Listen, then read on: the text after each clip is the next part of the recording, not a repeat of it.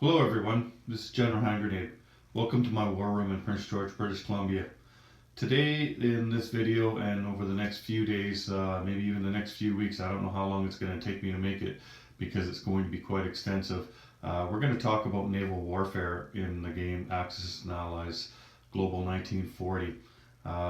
Everything that you're going to need to know to be an admiral, not just about the ships but about planes that affect naval warfare as well, about the sea zones and the theaters of war that you'll be playing in, and about the facilities, because the facilities are going to have an effect on naval warfare as well.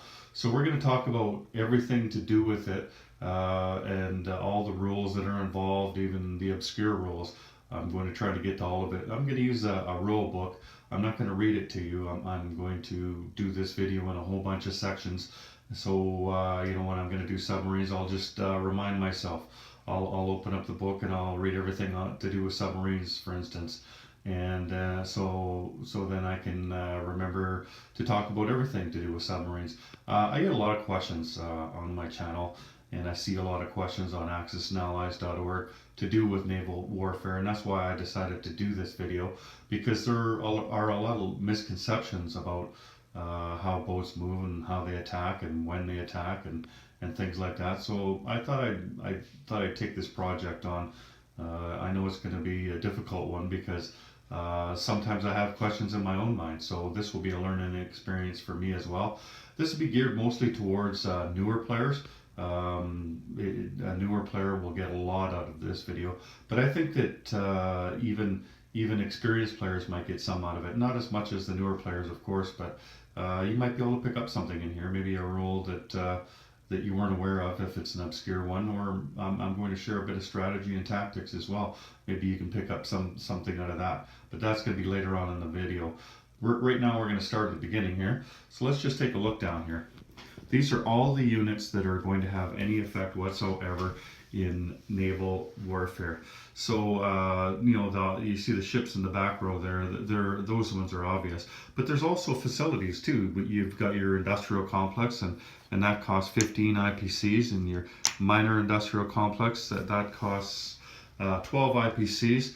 You have your naval ports, which of course are going to take part in naval warfare, but also your air bases too, because an air base, there's the scrambling, and we'll get into scrambling later, but that's going to have a direct effect on naval warfare. Also, planes fight in the water just as much as boats do, so it's important to know how an air base works, and that it is going to extend the range of planes, and that's going to have a direct result on your air combat as well.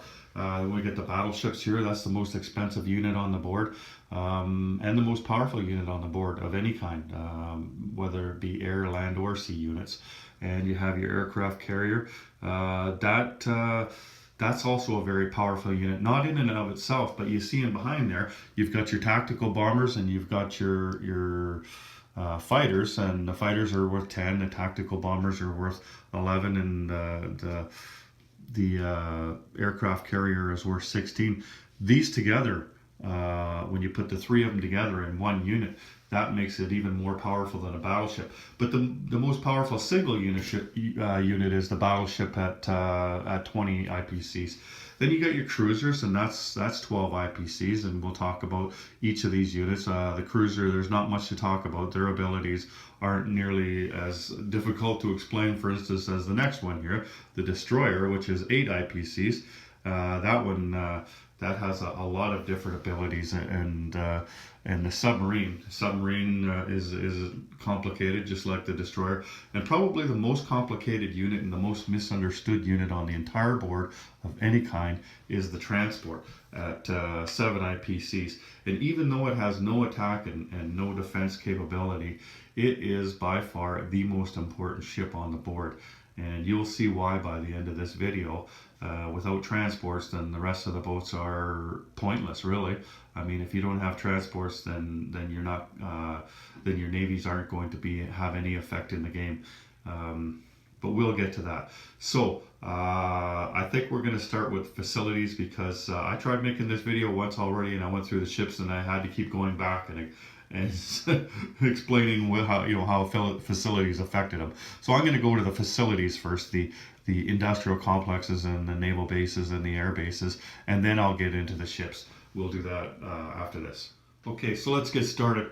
Now, before we get into the unit types, the facilities, and the boats, let's just go through the very basics of what you need to know about naval warfare. So first of all, we have sea zones. Now you look here, there's sea zone 125 here. A sea zone is a zone that has these borders around it, and they're all over the board. You see they're numbered. The reason they're numbered is because when you're putting units on the board, your box will say put it in, put the sub in sea zone 124. If it didn't have the numbers on there, then you wouldn't know where to put that boat. Within those sea zones, you can have island territories. So like here's an island territory, Iceland, and an island territory is a land that is entirely surrounded by one sea zone. So like you look at Great Britain here, and that's not entirely surrounded by one sea zone. But this is actually still considered an island. But on the other hand, Australia down there, let's just move over and look at Australia there. Australia has many sea zones, and that's considered a continent and not an island. Whereas these down here are considered islands. You see Borneo there; it's all contained within one sea zone, and it's just one land there. So that's an island. Now, another very important thing to know in geography is the straits and the canals. There are two canals in this game, and here's the first one here. It's the Suez Canal. I don't know if you can read that, but it says Suez Canal. In order for you to pass through here, you can go from this sea zone to this sea zone, but you or your friendly power must own both sides of this canal here. So in order for you to pass through from this sea zone to this sea zone, you need to own Egypt and Transjordan. Or your friendly power does, but you're supposed to get permission. But I mean, why would Great Britain say no to America moving through their canal, right? I mean, they're on their team, and so it's most likely that they would say yes. So you might as well say, as long as your friendly power owns it, then you can move through it. So the Suez Canal, you need to own both those territories. There's one other canal over here, and that's the Panama Canal, and you see it down there. It says here Panama Canal, and you can go from the Pacific Ocean to the Atlantic Ocean, but you need to own Central America. And right now the Americans own it, so the Allies can go through there. So if the Japanese, for instance, wanted to go through there, they can, but they have to take over Central America first, and then they have to wait a turn. You can't just take over a canal and then non-combat move through there. You have to own the canal. Or both sides of the canal. In this case, Central America is both sides of this canal here. You have to be able to own both sides of that canal at the beginning of your turn to be able to move through it. So you can't just non-combat move through after you've taken over on combat. Then we have straits. So those are canals, and straits, here's one right here. There's three of them on the board. This is the Danish Strait right here. Now, if you own Denmark, then you can pass through this canal. If you don't own Denmark, then you can't. It's just like the canals. So there's Denmark Strait. There's the Turkish Strait over here. If you wanted to move into sea zone 100 here, you'd have to own Turkey, and Turkey's a strict neutral. We're not going to get too much into strict neutrals, but it's unlikely that either side is going to own that during the game. It happens once in a while, but so people won't be sailing into sea zone 100 too much, and they wouldn't really anyway. I mean, there's not really much point in owning it. It might happen one every 20 games or something, but really that doesn't come into play much, the Turkish Strait. But then there's the Strait of Gibraltar, and that one does get used quite a bit. In fact, all the time, and that's right here. This is the Strait of Gibraltar. In order for you to cross through from sea zone 91 to sea zone 92, or from 92 to 91, you must own this small territory here, Gibraltar, to do that. So right now, Britain controls Gibraltar, so they control the Strait of Gibraltar, so they can move through there with their boats like this. Or the Americans could use it, or Anzac, or the Russians could use it. but Germany and Italy could not go through there. So they'd have to take that over, and then they have to hold it for a turn, just like the canals. And then after they hold it for a turn, then they can go through there. So that's how the straits and the canals work. And I think that's all you need to know about geography when it comes to. Oh no, there is one more thing. Sorry, it's to do with friendly sea zones and hostile sea zones, and I'll show you the difference. A friendly sea zone is a sea zone that contains nothing, like this, or a sea zone that doesn't contain a friendly warship, like this one here. Let's put a sub and a transport in here. So this sea zone here, it does not have a surface warship. This is a surface ship transport, but it's not a warship. It doesn't have attack or defense capability. And this is a warship, but it's not a surface warship. It's a submarine.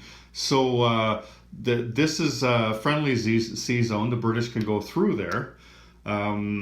But if there was, say, a surface warship in there, like a battleship or a cruiser or a transport or even an aircraft carrier, then the British could not go through there. They'd have to stop there, and they'd have to conduct combat if they wanted to move into this zone, because this is now a hostile sea zone to Britain.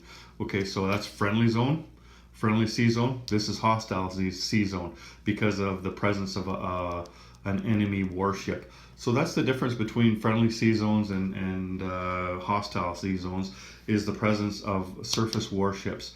And I think that's all you need to know about geography. I've decided to set up on this side of the board over here because this little area here contains everything that you'll be using in naval warfare. There's every kind of boat here, there's every kind of facility here. So the first thing we're going to talk about is industrial complexes. And you see on here, this is a major industrial complex on the territory of the United Kingdom. A lot of people just refer to that as London as well, because the whole nation is called United Kingdom.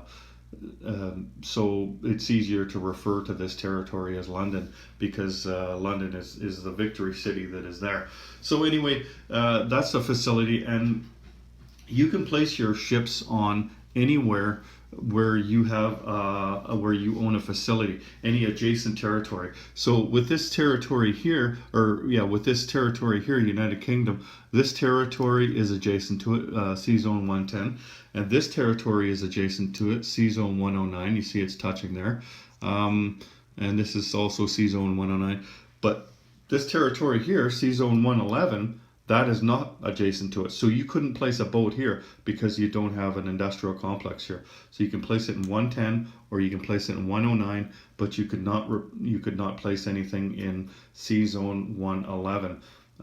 It is not adjacent. The other thing is, when you're placing units, you could, if you had purchased an aircraft carrier like this one, then when you're doing your non-combat movement at the end of your turn, you could end your combat movement. Let's say you came out here and you attack these guys. You could end your combat movement here with these two planes, and then when you place your aircraft carrier on, you would have to place it there and then put your planes on. So you can actually end your movement with planes, with the number of planes that you can fit on the aircraft carriers that you bought in the sea zone, with the intent of placing your carrier there. Now, I'm not going to get right into all the rules that involve industrial complexes, such as damaging them and how they affect land units. I just want to explain how it affects sea units, and that's basically it. You place your units on adjacent to industrial complex, and also the planes. There is one more thing too. So let's say these things aren't here, and Germany decides to bring their battleship over for whatever reason. Well, let's say you attack these guys and kill these two guys. So there's a battleship there. That doesn't stop you from buying units and placing units there. Now you can when you place your units. Let's say you bought these 3 units here, and you want to place them. You can place them here. Placing units you can place them even if there is even if it's a hostile sea zone. Otherwise, like Germany could just put boats here and put boats here, and there's no place that UK could put boats on, right? So that's why they have this rule is you should be able to place your boats. So you can place your boats in a hostile sea zone. But what happens after that is when Germany's turn comes around, then Germany has to make a decision. No combat happens when you place the boats there, but Germany now has to make a decision on their combat move, not on their non-combat move, but on their combat move. They have to decide whether they want to fight these guys. They can do that. They can move other boats in there on their combat moves, and then they can say, okay, we're going to fight these guys, and then conduct combat, or they can leave. And this has to be on the combat move, not the non-combat move. You can move up to your number of spaces, so you can move 2 spaces away. So you could move in here and conduct combat. You could move out here and conduct no combat. That's a friendly sea zone. But you have to do something. You can't just stay there. You can't just you put them there, that's nice, and then just stay there. You can't do that. When your turn comes around and you're Germany, you have to decide what you're going to do with that boat, because this is a hostile sea zone for you. So that's I think that's just about everything to do with facilities that you need to know about naval combat. There's more that you need to know about facilities, such as damaging them. And how many units to place and things like that, and where you can place industrial complexes. But I'm not going to get into that. I suggest that you refer to the rule book for that, or maybe in the future I'll come up with another video explaining those. But that's how facilities or how industrial complexes work when it comes to naval warfare. I'll be right back and we'll talk about naval and air bases. Naval bases. You see the little blue marker down here? That's a naval base. So naval bases do 2 things. One of the things they do is they extend the range of your boats. All of your boats go 2 spaces, every single one of them. They all are able to go 2 sea zones.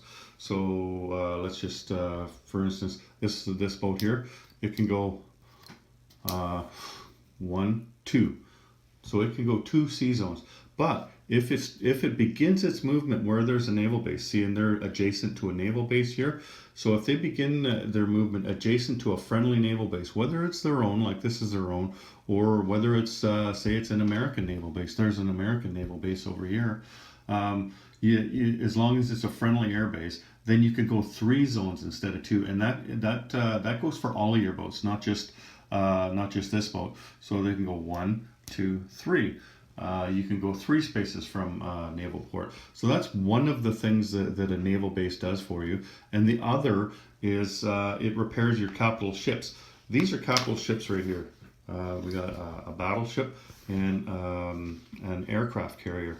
Now, what a capital ship is, it means that these boats can take 1 hit each for free before they're sunk. So that would be a good idea. Like say if this was in here and you came in with a sub and the sub got 1 hit against you, instead of losing one of these boats forever, just tip over the battleship sideways and then you can shoot back at that sub, right?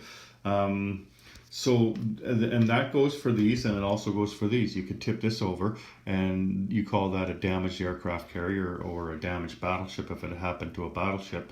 And it's not dead, it's just damaged. You wouldn't be able to land any planes on this, but we'll get more into that when we get into aircraft carriers.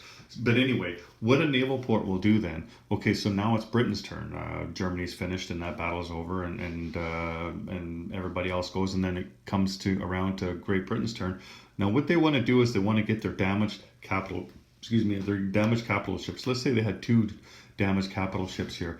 What they want to do is to get to a naval port, a place with one of these anchors, and there's a lot of them all over the board. Like here's one here, and there's one in America down there, and there's one here, and like there's one here, a French one. But you'll find that they're all over the board. So what you want to do is get to a friendly one. Like here, that this is a sea zone borrowing that. So these guys could move down here on their turn.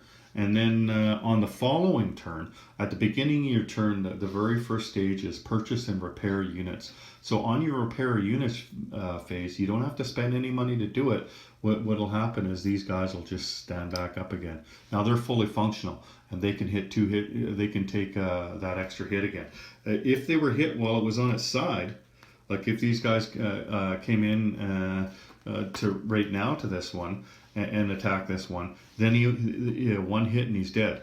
But here, he gets one hit and he gets knocked over, and then the second hit and then he's dead. So that's how that works. So he's laying on his side, and now it's the beginning of their turn, purchase and repair units. So he stands back up, and that happens for free. And that's how a naval port works. The naval ports, they cost 15 IPC, so they're very expensive. In very rare instances will you see somebody purchase a naval port. An air base, they're a little more useful with the scrambling ability. That it greatly enhances the defense of a territory and a sea zone. So you might see more air bases than naval bases purchased, and they both cost the same. But they're located everywhere, and it's important to know where they are everywhere, especially in the open waters.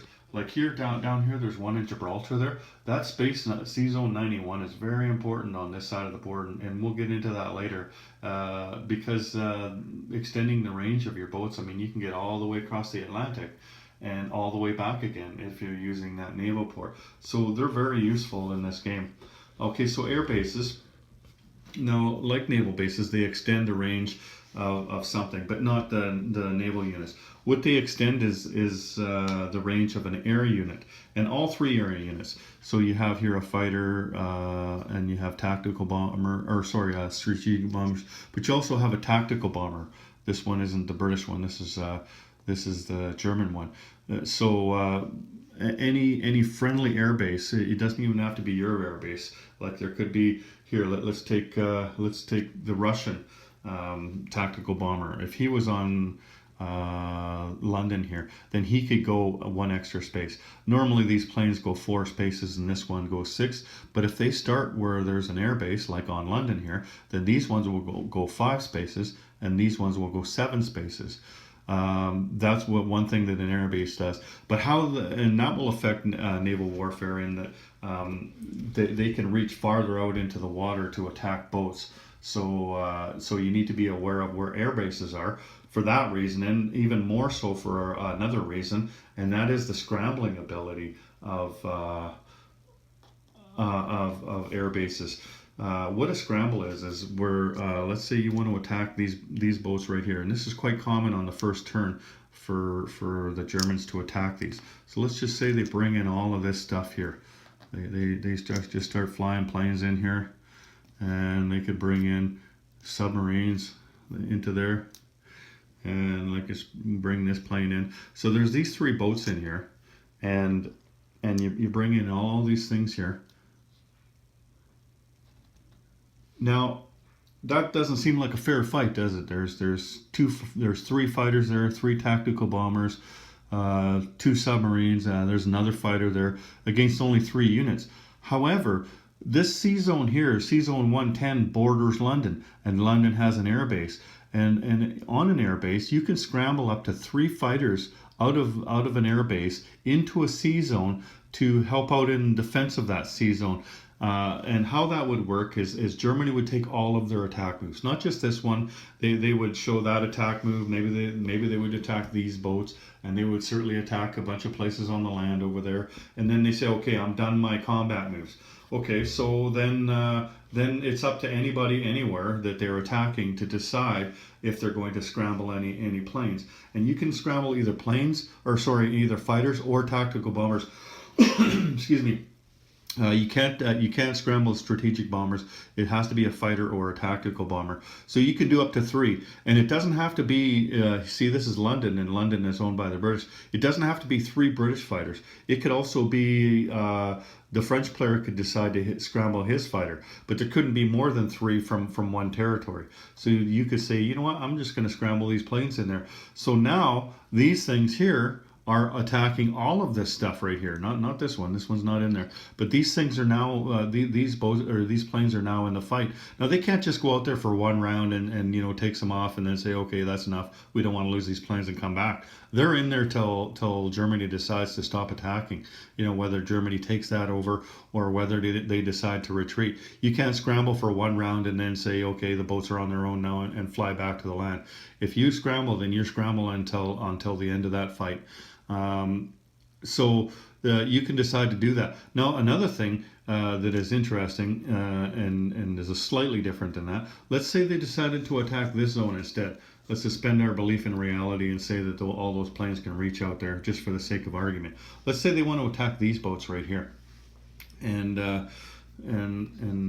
but see now this zone here, C zone 109, not only does it border London, but it also borders Scotland, and Scotland also has an air base and it has a fighter on it. So you can scramble up to three planes from London, and you could scramble up to 3 planes from Scotland. Now there's only 1 plane in Scotland there, so you could bring your fighter in from there, and you can bring the 3 fighters in from there. Now that doesn't seem like such a, these guys don't seem like bullies anymore, do they? Because all of a sudden you've got 4 defending it 4, and plus you've got all these boats in here. So the Germans are going to be in tough to try to take that out. So you got to remember that when you're going after somebody's boats, better make sure that you see if they've got an air base there or not, or if they've got 2 air bases there. Like if there was 3 planes here, then you bring 3 planes in from there and 3 planes in from there, and the Germans can't all of a sudden say, because they're done their combat moves, and they say, okay, any scrambling, and so you scramble. They can't say, oh geez, I didn't see that, so I'm not going to do that. They can't move their stuff out now. Once they've declared that this is going to be a battle, they have to do at least 1 round of combat. They can't chicken out now. They have to go for it. And they'll take their lumps, and who knows, maybe they'll dice the UK and the French fighter there. Maybe they'll get lots of hits and not take very many hits against them. And they say, oh wow, I meant to do that, and then just keep going. But regardless of whether they do well or they do poorly, they have to roll at least that first round and have that first round rolled against them. So be very, very aware when you're attacking anywhere with air bases that they can't scramble to make that fight be not in your favor anymore. So that's why you don't see C Zone 109 attacked very often on the first turn, even though there's all kinds of stuff that you can go into C Zone 109 with as a German on the first turn. The fact of the matter is you can bring 4 planes into that fight there, and you can't defend any better than at 4 or less like a fighter does. So that's not a good attack going into C Zone 109 at the beginning of the game. And that's why you never see it. You see people going into 110 and they'll take in more than necessary just in case these fighters decide to scramble in here. And when they go against C Zone 111 on the first round, then they don't necessarily take as much because there's only 1 fighter that could scramble in there. Even though this is close here, you can see this is close. This territory of London does not border C Zone 111. You see, like the line is the same there. So this does not border this zone. It only borders this zone and this zone. And so you need to go heavy if you're going to attack these boats, much heavier than you need to do than if you're attacking these boats. And it's because of the fact that there's 3 planes in there and only 1 up here. So now there's also again with all the facilities, whether it's a naval port or an air base or an industrial complex, they're subject to strategic bombing raids and tactical bombing raids, and you can actually damage the facilities to the point where they won't be able to scramble, or they won't be able to use the ability that a naval base uses. But that's not something that I'm going to get into. I suggest that you refer to your book on strategic bombing raids and tactical bombing raids. So I think I covered it all there with bases. I hope that clears anything up for you if you had any questions in your mind. I know the rules on this, it takes quite a while to read them, and sometimes it's easier just to have somebody show them to you. That's how I learned better I thought I knew everything about this, but some of it you're trying to read so much and it gets kind of confusing.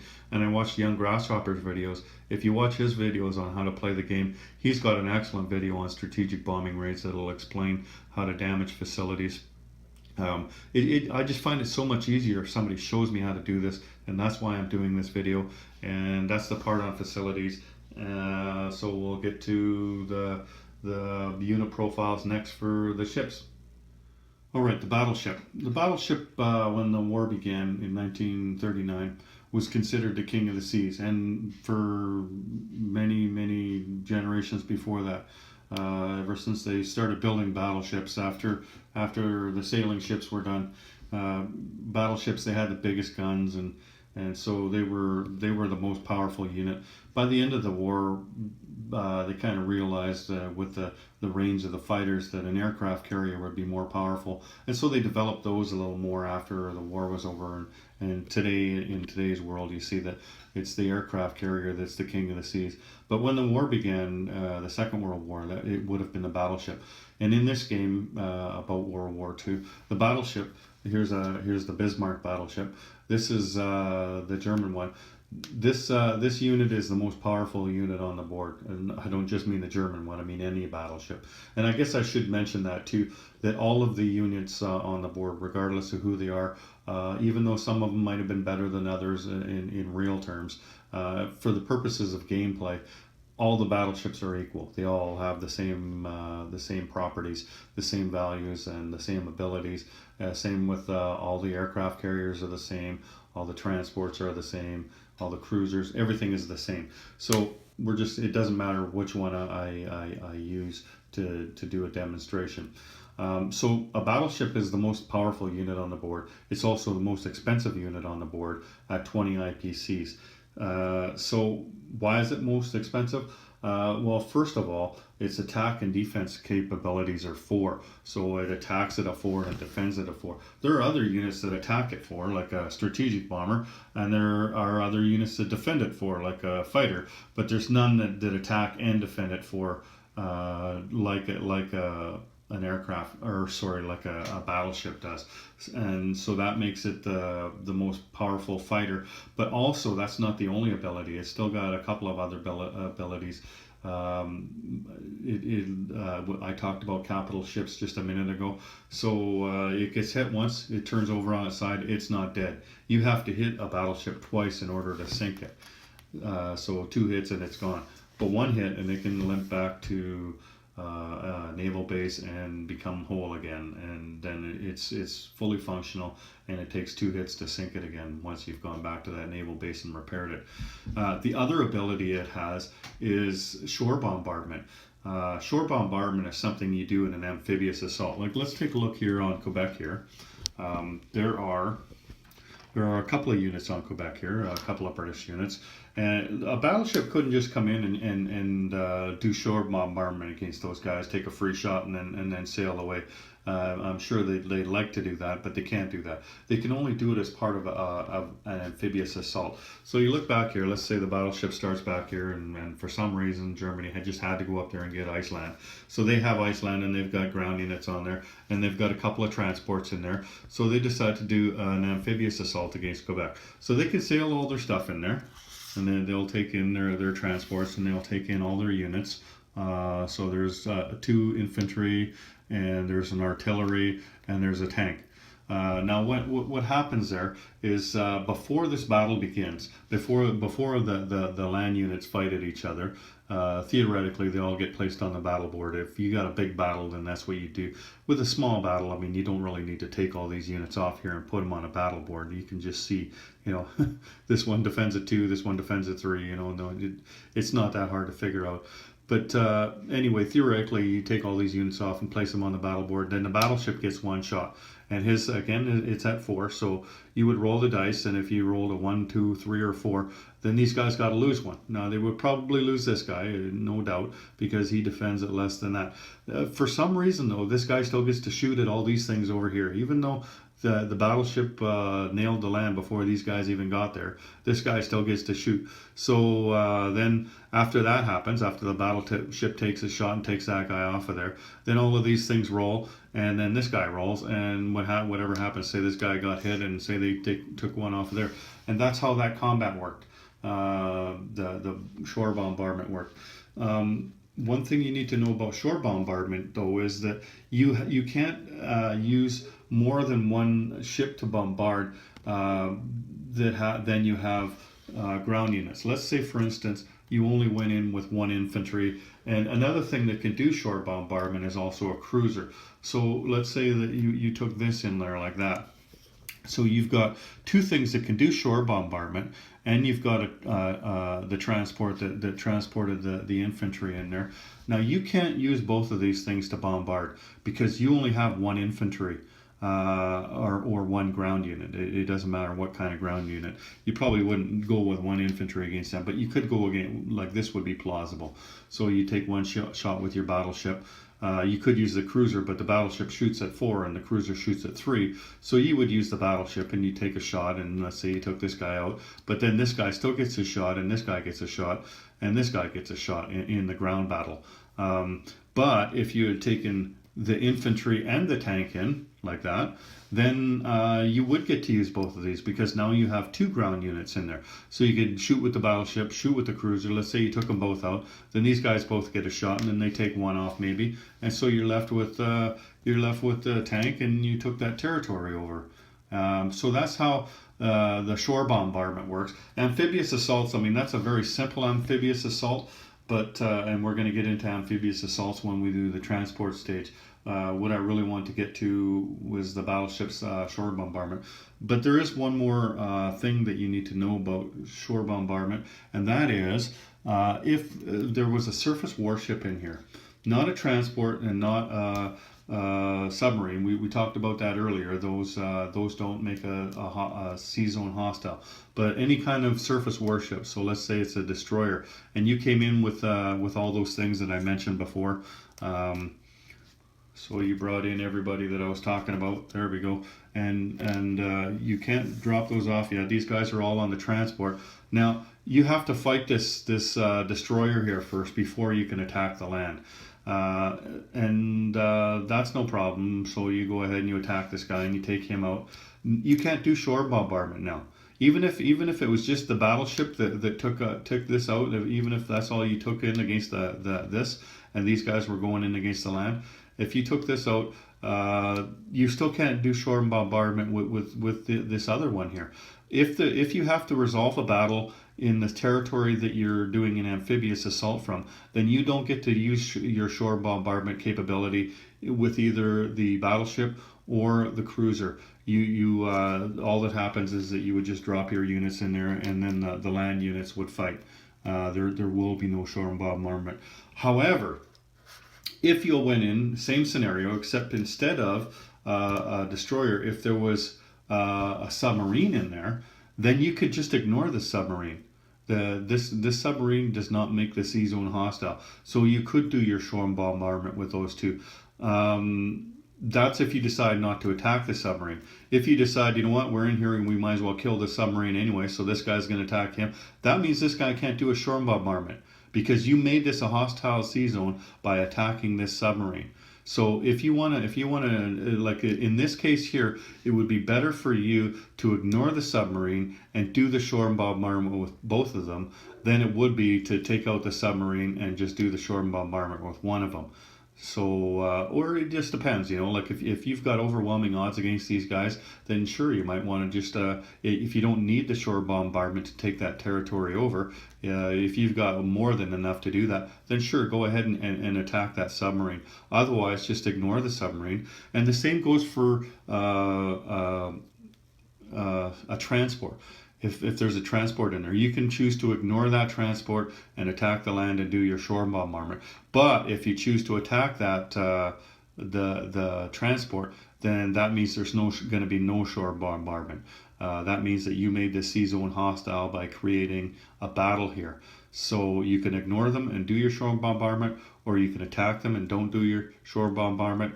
It's up to you. Now, if there were two of these in there, I think that I would choose to attack both, to attack these things, and you wouldn't need to even use two of them, because well, I guess you would. You could. You might as well use both of them because they're both there. So you would attack these, and then these things would drop these off, and those guys would fight for the land.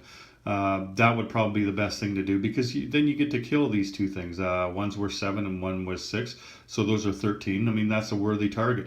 But this by itself is only worth 6. So maybe it's more cost effective for you just to use these guys against the land. It just depends on what the situation is, right? So you can ignore them, not ignore them, but you can't ignore a surface warship. If there's a surface warship, you have to attack them, and then you can't do shore bombardment. And that's how a battleship works. Aircraft carriers.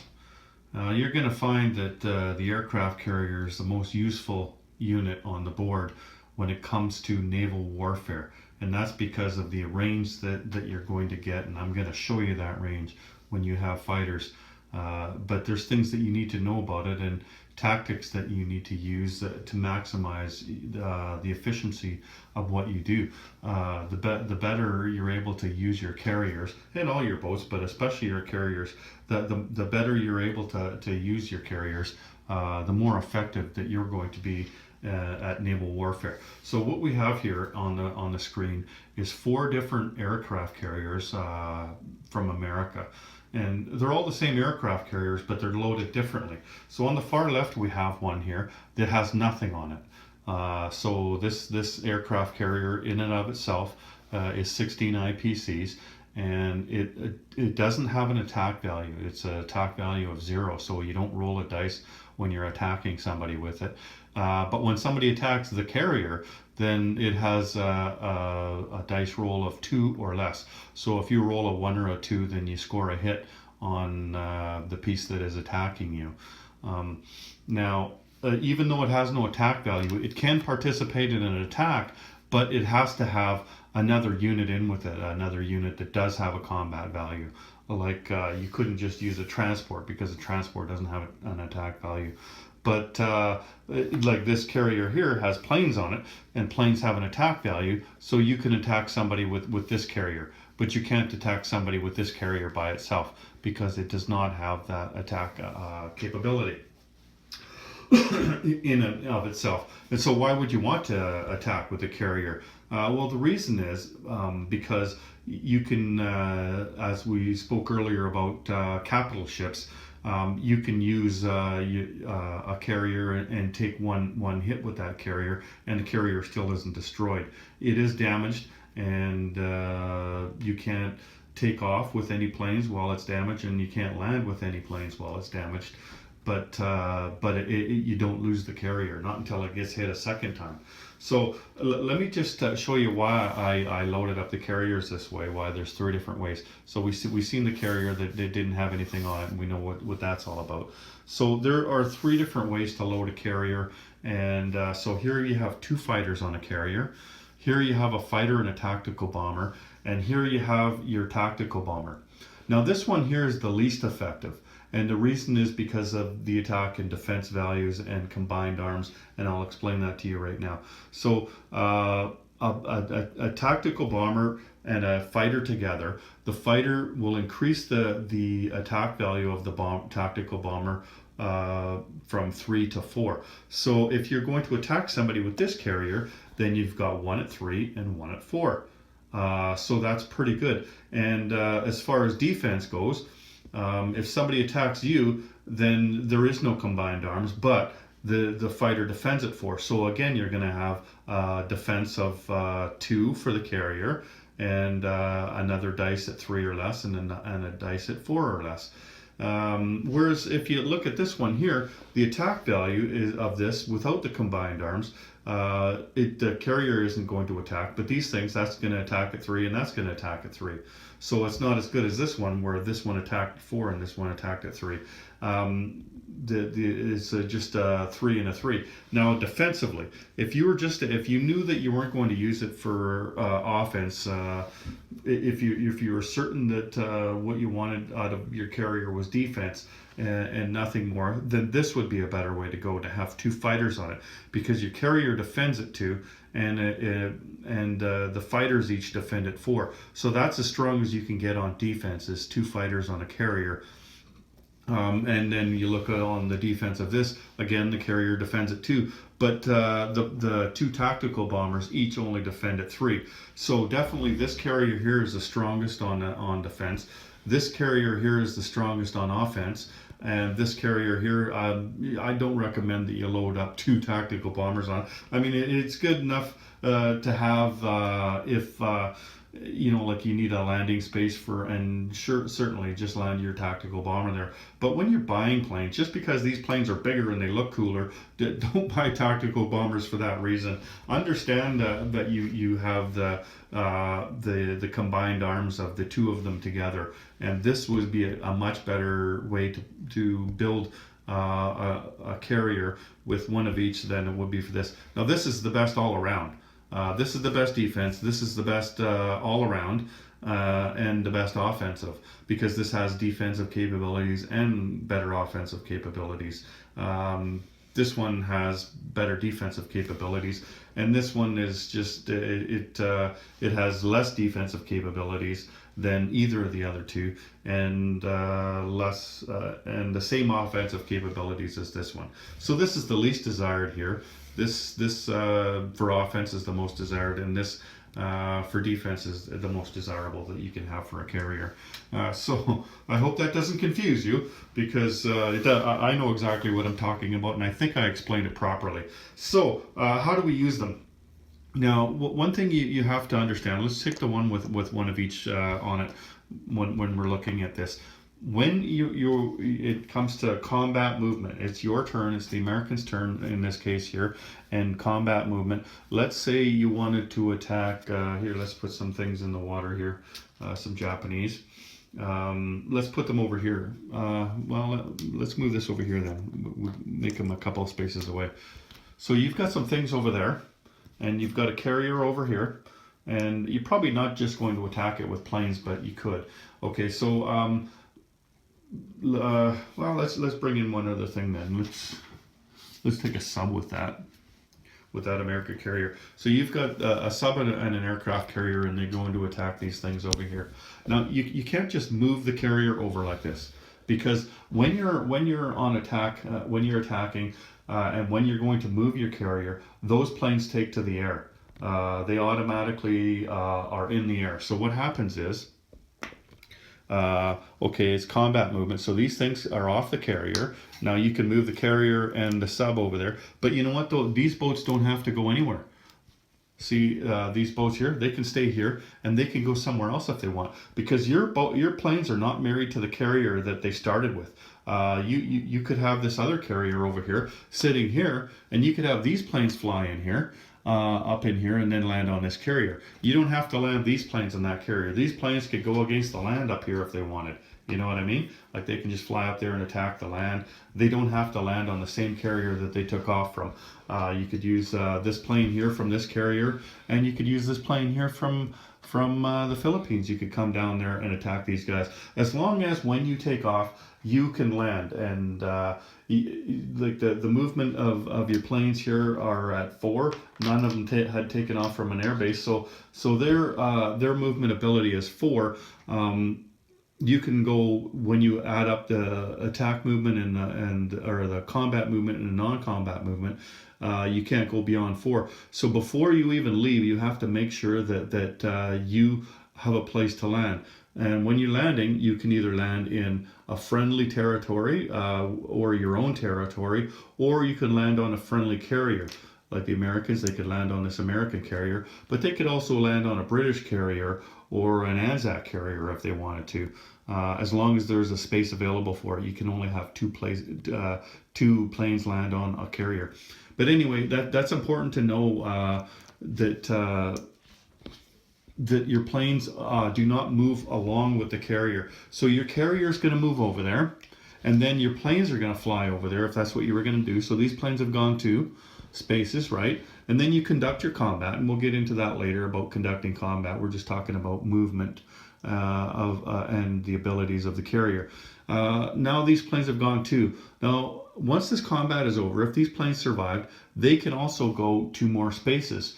So they could land on this carrier if the carrier survived and the carrier is not damaged after the battle's over. If these guys all died, and let's say the sub died too, then these guys can just land right here if they want. They've only got 2 spaces, but they don't have to land there. They could see, like the Philippines is something a place that they can land on. So they were in here, they could go 3 and 4 and land on the Philippines if they wanted to. Just as long as you don't go beyond your capability, your movement capability.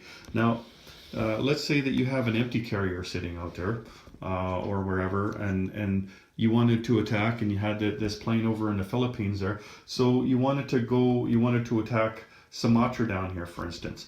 So you go 1. No, you wanted to attack Java. Sorry, you wanted to attack Java here, and that's let's say it's a Japanese territory, and there's a guy on there. So you go 1, 2, 3. Now you don't have a landing space, so you have to be able to put a landing space here. You can't take off, and you can't attack that.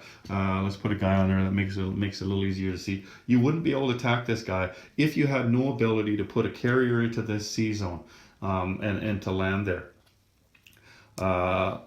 There, see, now that's legal. After this battle is gone and this guy's dead, then you can land there. But you have, so the plane the plane that you're using doesn't have to come from that carrier. That carrier could have come from some other direction. He could have come from the same sea zone, but he was on a different carrier, that plane. The planes don't have to land on the same carriers they took off from, but you do have to make sure that you're able to land that plane. Like I showed you, you could land in the Philippines, but he could go that far. If he could only go 1, then you would have needed a carrier either in this sea zone or a sea zone that was adjacent to that one. Otherwise, you couldn't have taken off in the first place. You can't just do a kamikaze where you take off and you say, I know this guy's going to die, but I'm going to shoot this guy anyway. That's not legal. You have to be able to land somewhere before you take off with your plane. So let's say you do that. Let's say you move that carrier, or you move the carrier, you take this guy out and you take him out, but things didn't exactly go the way you wanted to. You would hope for better than that, and there's a whole bunch of Japanese boats around, and so you think, okay, well, maybe it's not a good idea to move my carrier in there, right? Because that's going to get taken out. You thought that things were going to look differently, but some other battle didn't go right. Maybe you were attacking, say, a bunch of boats up here, Japanese boats, and you didn't take them out. So now all of a sudden your carrier is going to be exposed if you move him in there. But you already did this attack, right? You've already moved this down here. That doesn't matter. You still have to move that carrier there. You can't decide afterwards, okay, I'm not going to move that carrier there. I'm just going to let this die. He had a legal landing space before. Like I had the ability to put a carrier there on non-combat, but I'm deciding not to do it. That's not allowed. You can't do that. If you said I can go that far because I can put my carrier there, then you have to put that carrier there. The only way you wouldn't have to put that carrier there is if this guy had died in the battle. Let's say this guy survived and Japan still has that, and this loses that. Now you don't have to move your carrier there because you don't need him for a legal landing space. Your plane does not need a place to land because the plane's already dead. But if your plane did survive, then you absolutely have to move that there, and you have to land the plane there. You don't have a choice. There's no choosing because the carrier is obviously open to all those boats that are sitting on Borneo. Too bad. So sad. You should have thought of that before you made all your attack moves, and you should have made sure you could get those boats in Borneo. Okay, so another case scenario. Let's say that carrier is defending. Where's my fighters here? Let's put this on here. And the Japanese come in. So they moved the carrier in, and they flew the planes in. And then they brought the battleship in, and they brought the cruiser in. Well, let's just bring them all. Everybody's going after this guy. Well, no, let's not take them all. Let's just take a few because I want to show you something what will happen if they survive. Now, the carrier can take one hit, right, before it's destroyed. It takes a second hit to destroy it. But what happens when you attack this? Then these guys, like the other guys there, they automatically are in the air and they're defending. They don't sit on the aircraft carrier and defend from there. And then you knock this over, right? So you know what? At that point there, you can just break off your attack. And I'll tell you why. Because if you can't land there and the planes survive this battle, then they can only go one space and then land. Like Borneo is safe there, but you can't reach that far. Look at that's one space. You needed to go two spaces. So if you had another carrier sitting there, then you could land there. And also this land here, Borneo, or sorry, Java, if the carrier was knocked over, it took one hit in damage. If Japan did not own that, if instead the U.S. owned it, then these two planes could land here because that's one space away.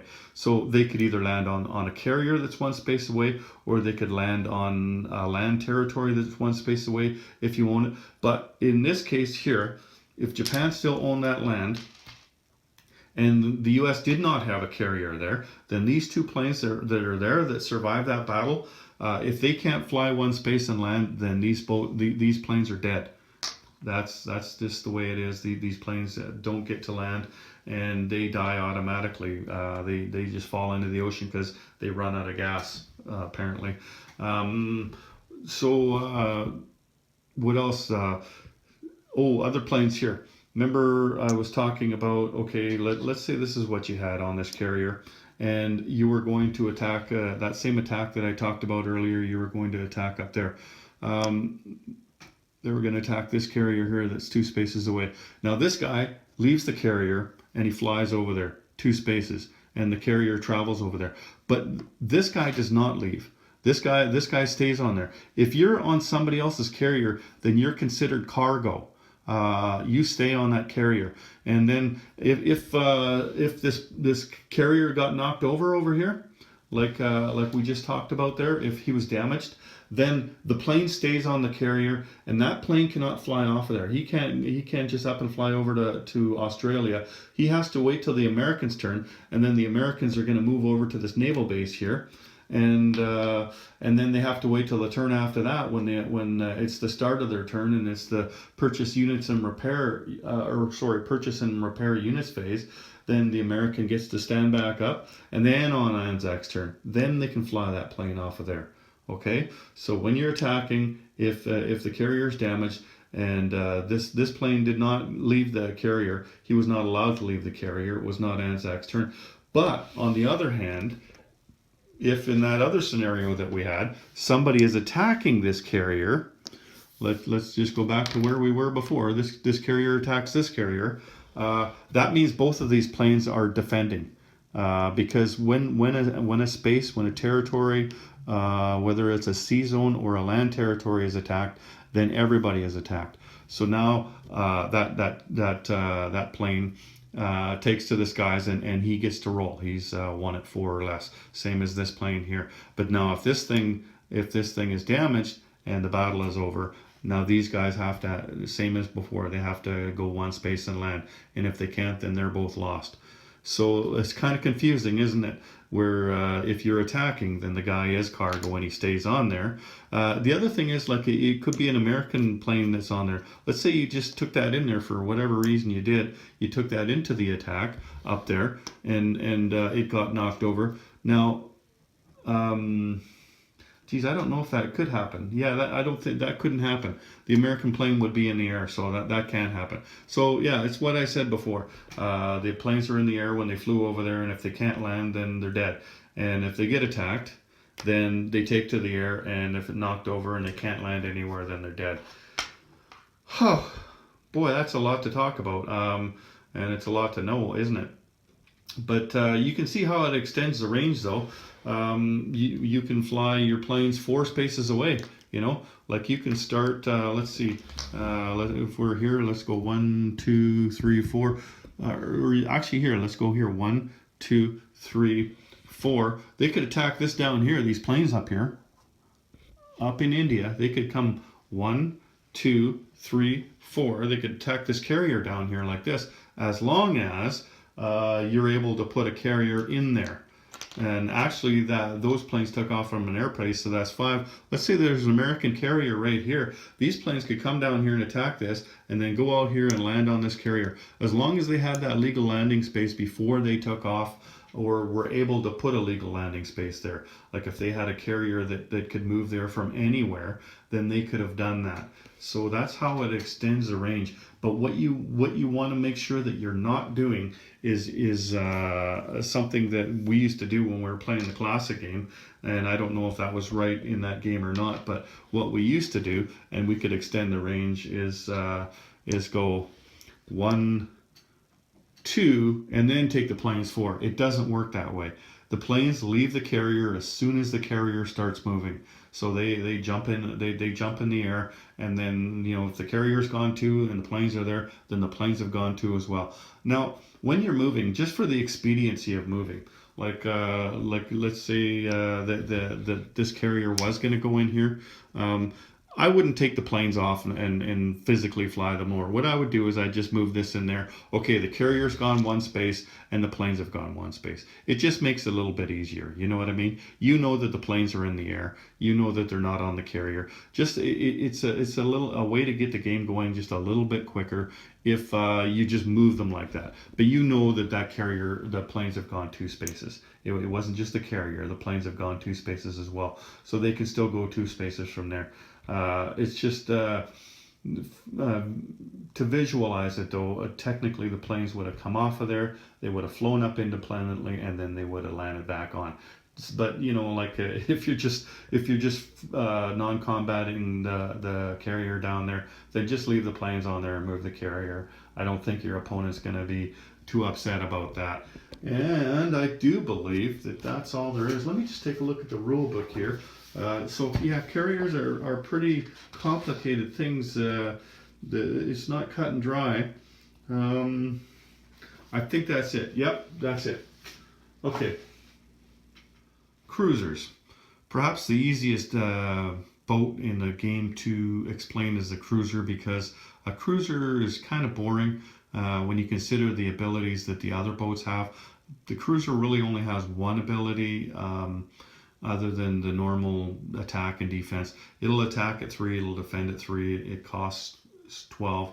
Of course, movement is 2 like all the other boats, and 3 if you start your movement in a naval base. But really the only ability that it has as shore bombardment, like the Battleship earlier. And I'm not going to go through an extensive explanation of shore bombardment. It bombards exactly the same as a battleship, except that it does it at 3 or less instead of 4 or less. A cruiser, you know what, if you're going to make a house rule, and if you watch enough of my videos, you know that I'm really big into house rules, and a lot of people are. They change the rules of the game just slightly. If you're going to make a house rule for naval units, then the best candidate to do that with would be a cruiser, because cruisers, for the price that you pay for them, the 12 IPCs, they're not as handy as other units. They're not nearly as handy as a destroyer, which is 4 IPCs cheaper than a cruiser.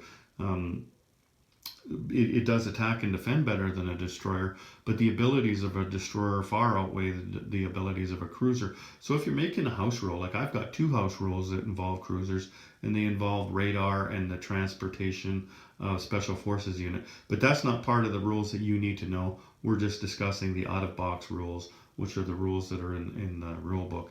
So I'm just saying, if you're going to make a house rule, make it for cruisers and make them worth the value of what they're worth. So we have the cruiser, and I'll just real quickly the ability. Let's say he's going to go in with this transport here, and he's going to attack this Anzac guy that's on this island here. And so the cruiser would get a shot first, shore bombardment. He'd roll 3 or less, which means he has to roll a 1, a 2, or a 3. And if he hits the guy, then the guy goes on to the casualty strip. He still gets a shot at these guys. but they don't need. They're not going to need to shoot because he's already been hit. So he gets a shot. If he gets a 1 or a 2, then one of these guys will come off as well. If he doesn't, then that was pretty easy. They took over that territory without much of a fight. So a cruiser, it's not completely useless. And 3 is pretty good. I mean, that's what a fighter or a tactical bomber that doesn't have the combined arms with a fighter, that's what they attack at, is 3.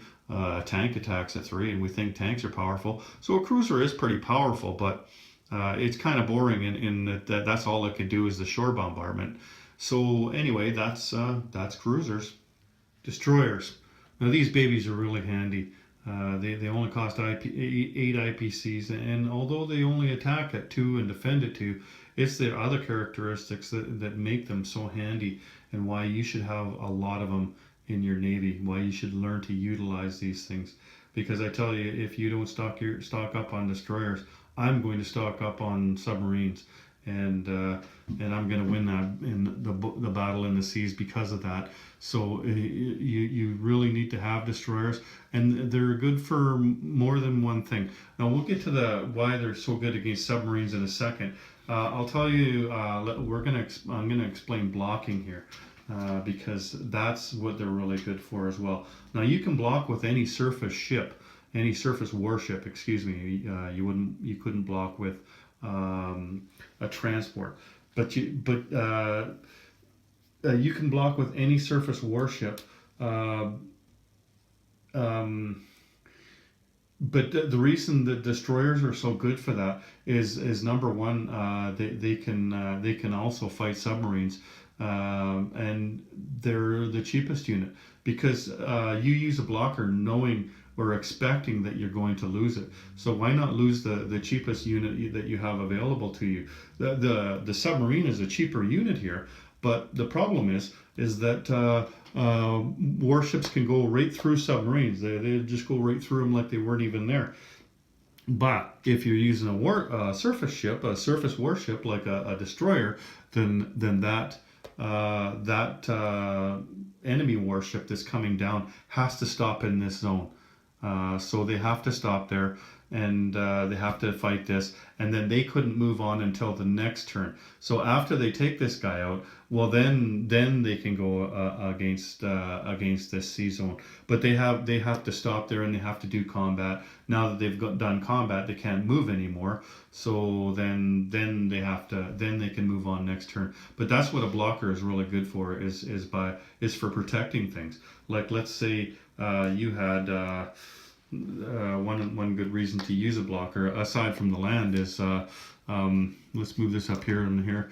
Let's say you had this thing laying on its side here, and it got hit previously, and so the planes, because you own Midway, that you were allowed to land those planes there. Now this it would be nice for these guys to come out here if they and take this boat out. Now let's forget for a second that that's a naval base there, and you can go 3. Let's just say that that's not a naval base.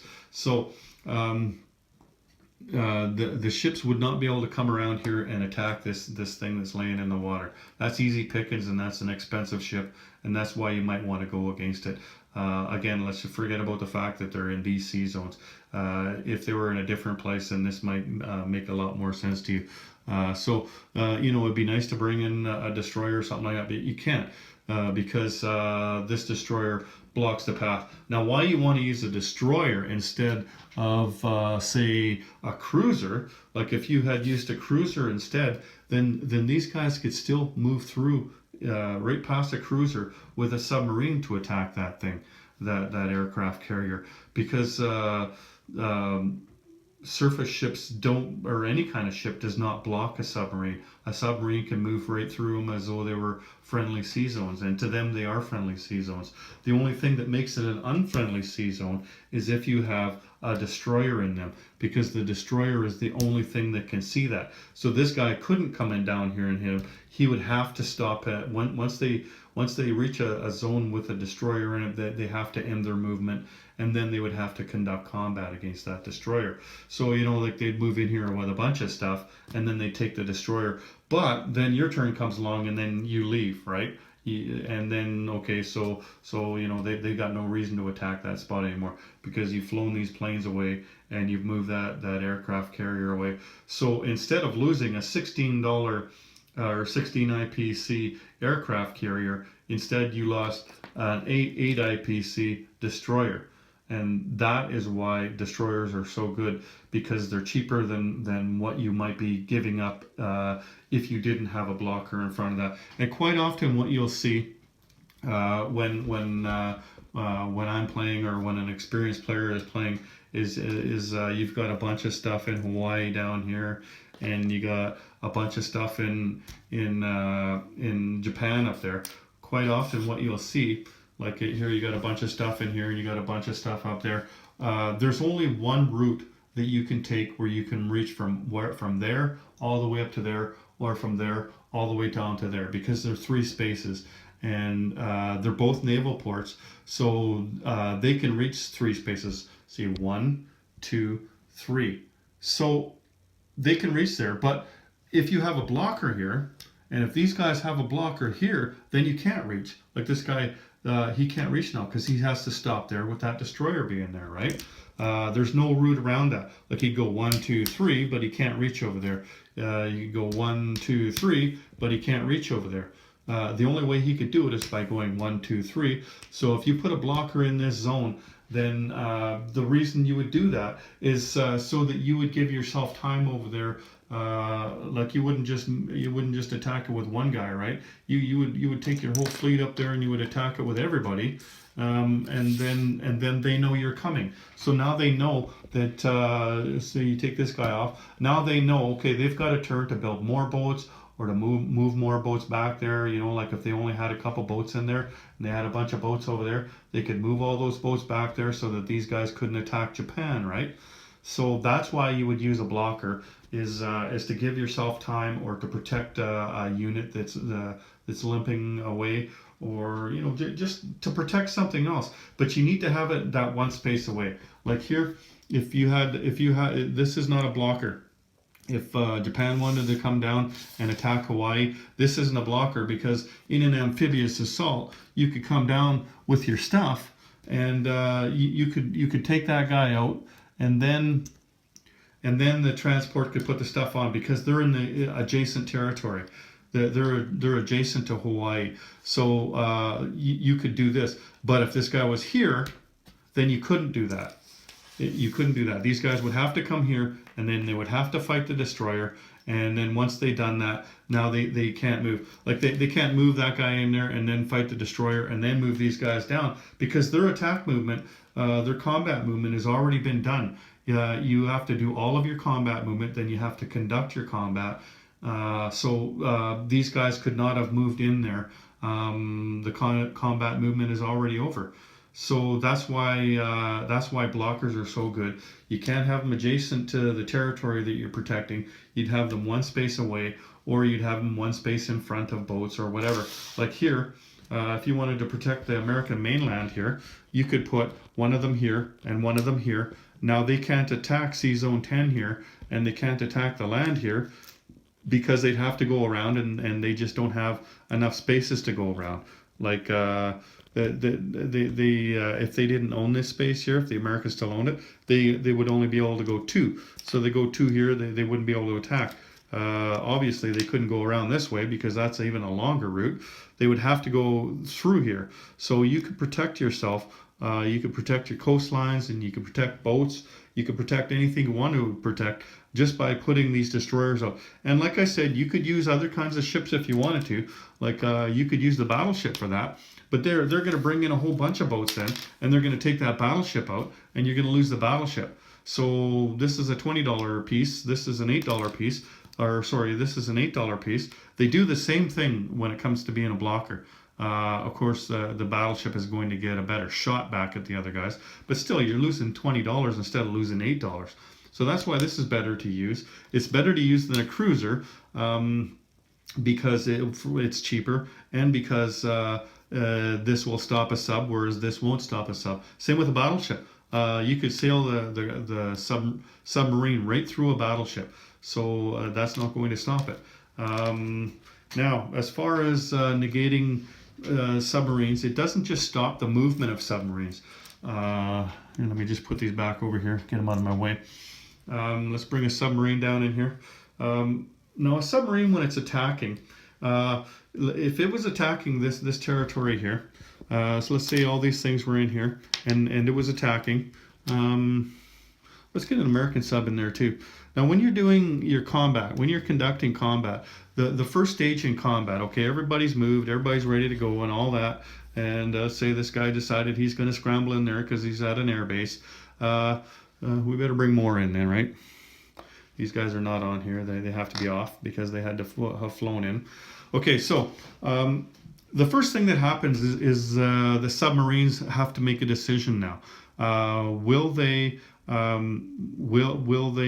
take part in the attack, or will they submerge? Now they have to decide ahead of time. They can't roll and then say, you know what, I think I might submerge instead because I didn't hit you, right? Because there's no destroyers in there, either one of these subs could submerge. Like if I had this here and Japan was coming in, but they didn't have a destroyer, I know I'm going to lose this fight like this. So I would say, okay, my sub's going to submerge.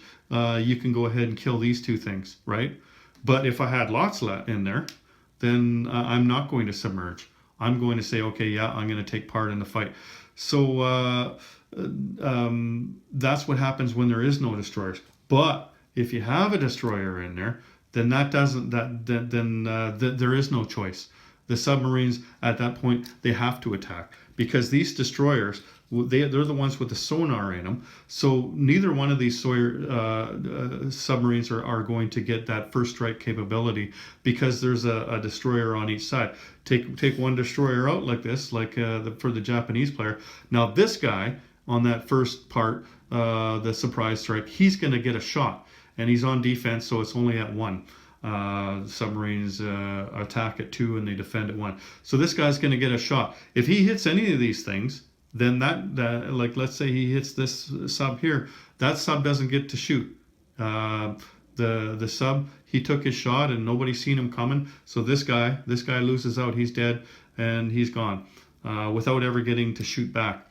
But if you had the destroyer in there, then that doesn't happen, because then the destroyer knew that sub was there. Everybody was aware of it. He communicated to all the other boats in his battle group, and so that sub did not get his first strike. And that works on attack and defense, the presence of those destroyers.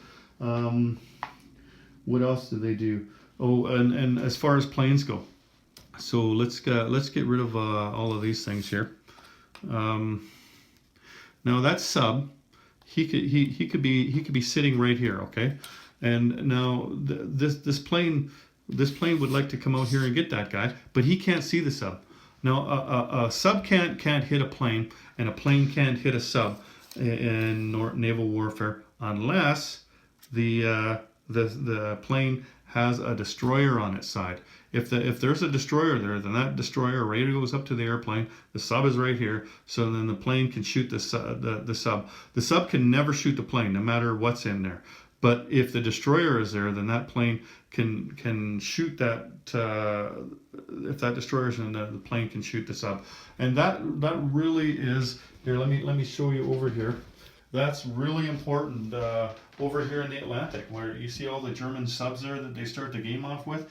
And if you take all those boats out if the Germans take all those boats out and there's still subs left, then the subs can go in and they can convoy. We're going to get into that in subs. And the UK might have a whole bunch of air force there, but if they don't have a destroyer anywhere, then they can't see those subs, and so they can't fight them. So you need destroyers to be able to see subs, because subs are very handy. We'll get into those next. You'll see how handy they are. So you need destroyers to negate those abilities that submarines have, and there's that ability and the ability to submerge. So a sub can't submerge if there's a destroyer there. Basically, if that sub wasn't there, then the plane wouldn't see him because he's not submerged. Now, like this, if you wanted to attack that, you could attack that. You could come out there and say, okay, I'm going to attack him with a cruiser. Okay, it's the first part of the attack. That sub could say, okay, yeah, I'm gonna go for that. I'll go for that battle, and then you both roll, right? Well, actually, you wouldn't know. The sub would roll first. If he hit a 1, then this guy'd be dead, and that'd be the end of it. But you know what? A 1 is not a very easy thing to roll, right? So you say, no, you know what? I'm not going to do that. I'm going to submerge. So you just turn him on his side over here and he's submerged. Nothing happens. This guy just wasted his movement. Now he can't do anything else. So then Japan's turn comes along and you say, you know what? I think I'll attack this guy now because I'm rolling at 2 now instead of rolling at 1. So, you know, it's handy for them to do that. It's twice as good odds rolling at 2 than 1. But anyway, that doesn't happen when there's a destroyer there. A destroyer, the sub doesn't have any abilities. The destroyer sees that sub and cancels that out. So they're great units to have. They're cheap. They're only 8 IPCs. They negate all the abilities of a sub. They're great blockers, and you're going to want lots of those in your Navy, especially if you're Japan or the United States, or even Great Britain. Somebody that has a lot of naval units, you're going to want a destroyer in every group. Like you've got a battle group there, you want a destroyer in that group. You got a battle group there, you want a destroyer in that group. Everywhere where you got a bunch of boats, make sure you got a destroyer. Otherwise, I'm coming after you with my subs. So be aware of that. Anyway, we'll get to subs next. Submarines. They were the scourge of the Atlantic, of the North Atlantic, when it came to the Allies, because the Germans, they used their U-boats very well. They called them U-boats instead of subs. But yeah, they attacked the shipping lanes, and they were able to sink a lot of boats. There was from Canada and from the United States they were bringing supplies over to Europe here, over to Great Britain, and the subs, they would just they would work in packs of them, 2 or 3 or 4 subs. They'd get together and they'd attack a convoy, and before radar was developed, or sonar, sorry, not radar but sonar, and so that was very effective for them until the Allies were able to crack the code.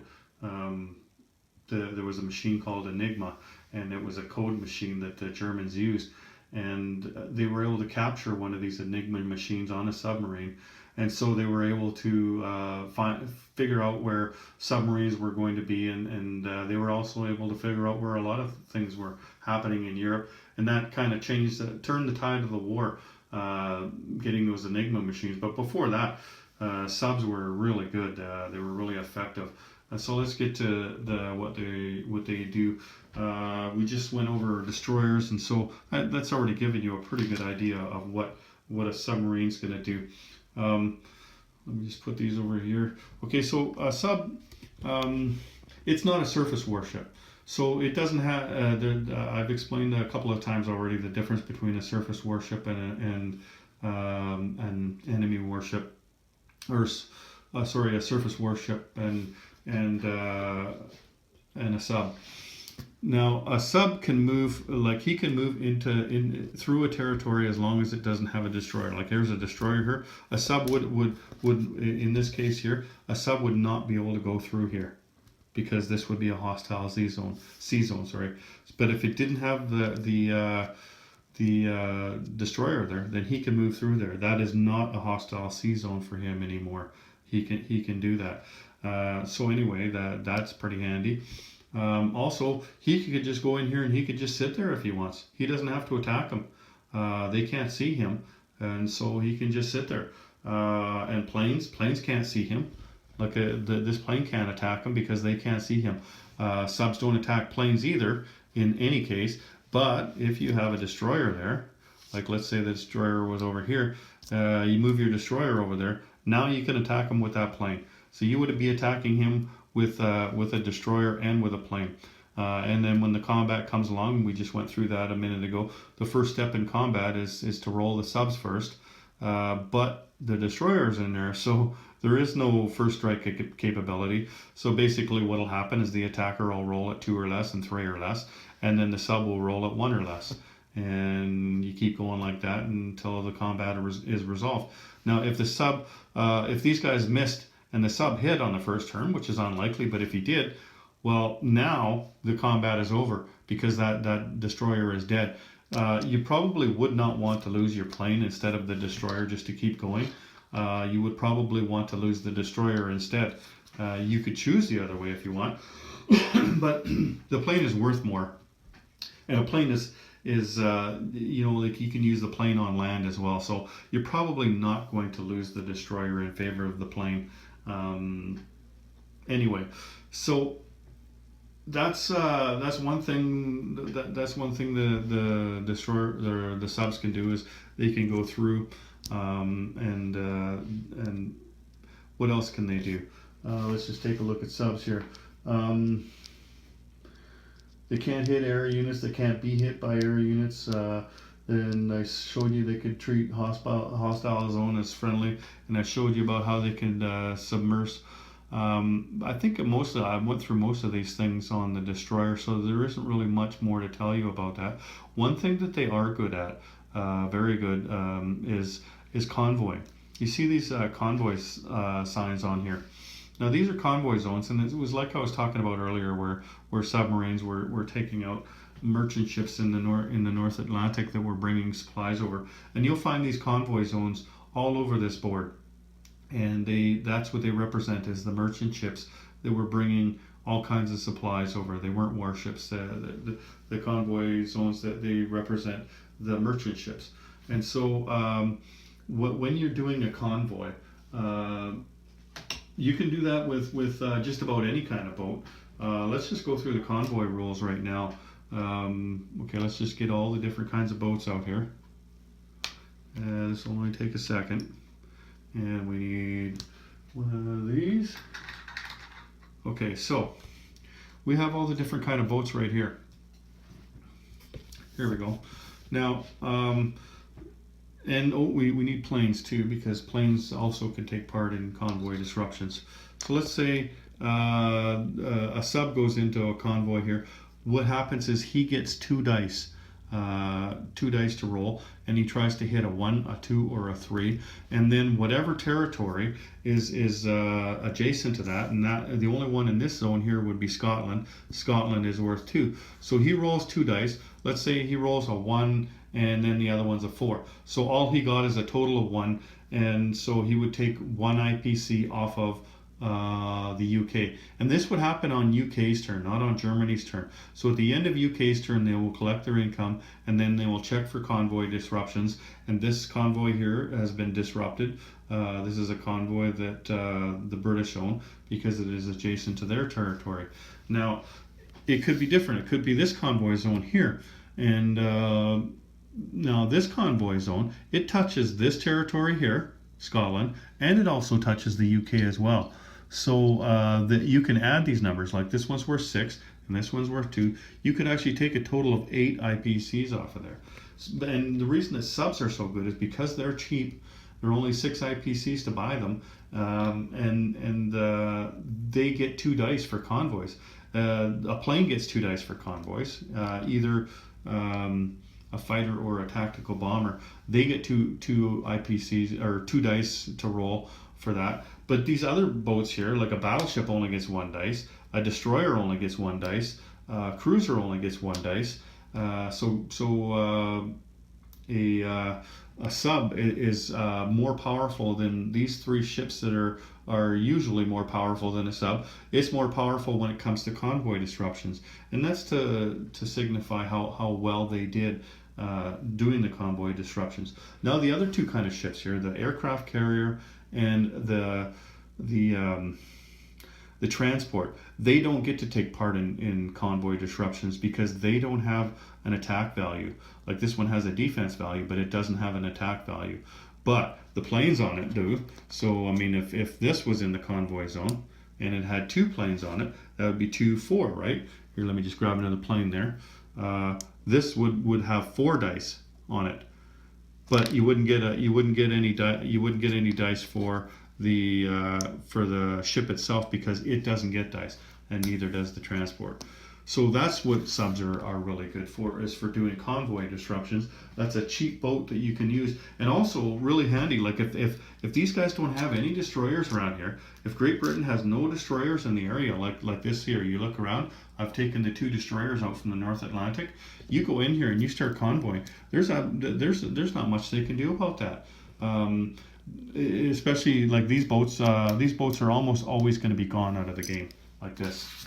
So if you're roaming around the North Atlantic with these subs there, and all they've got is planes, there's nothing they can do about it. They're just rolling dice against you every time you collect your money, right?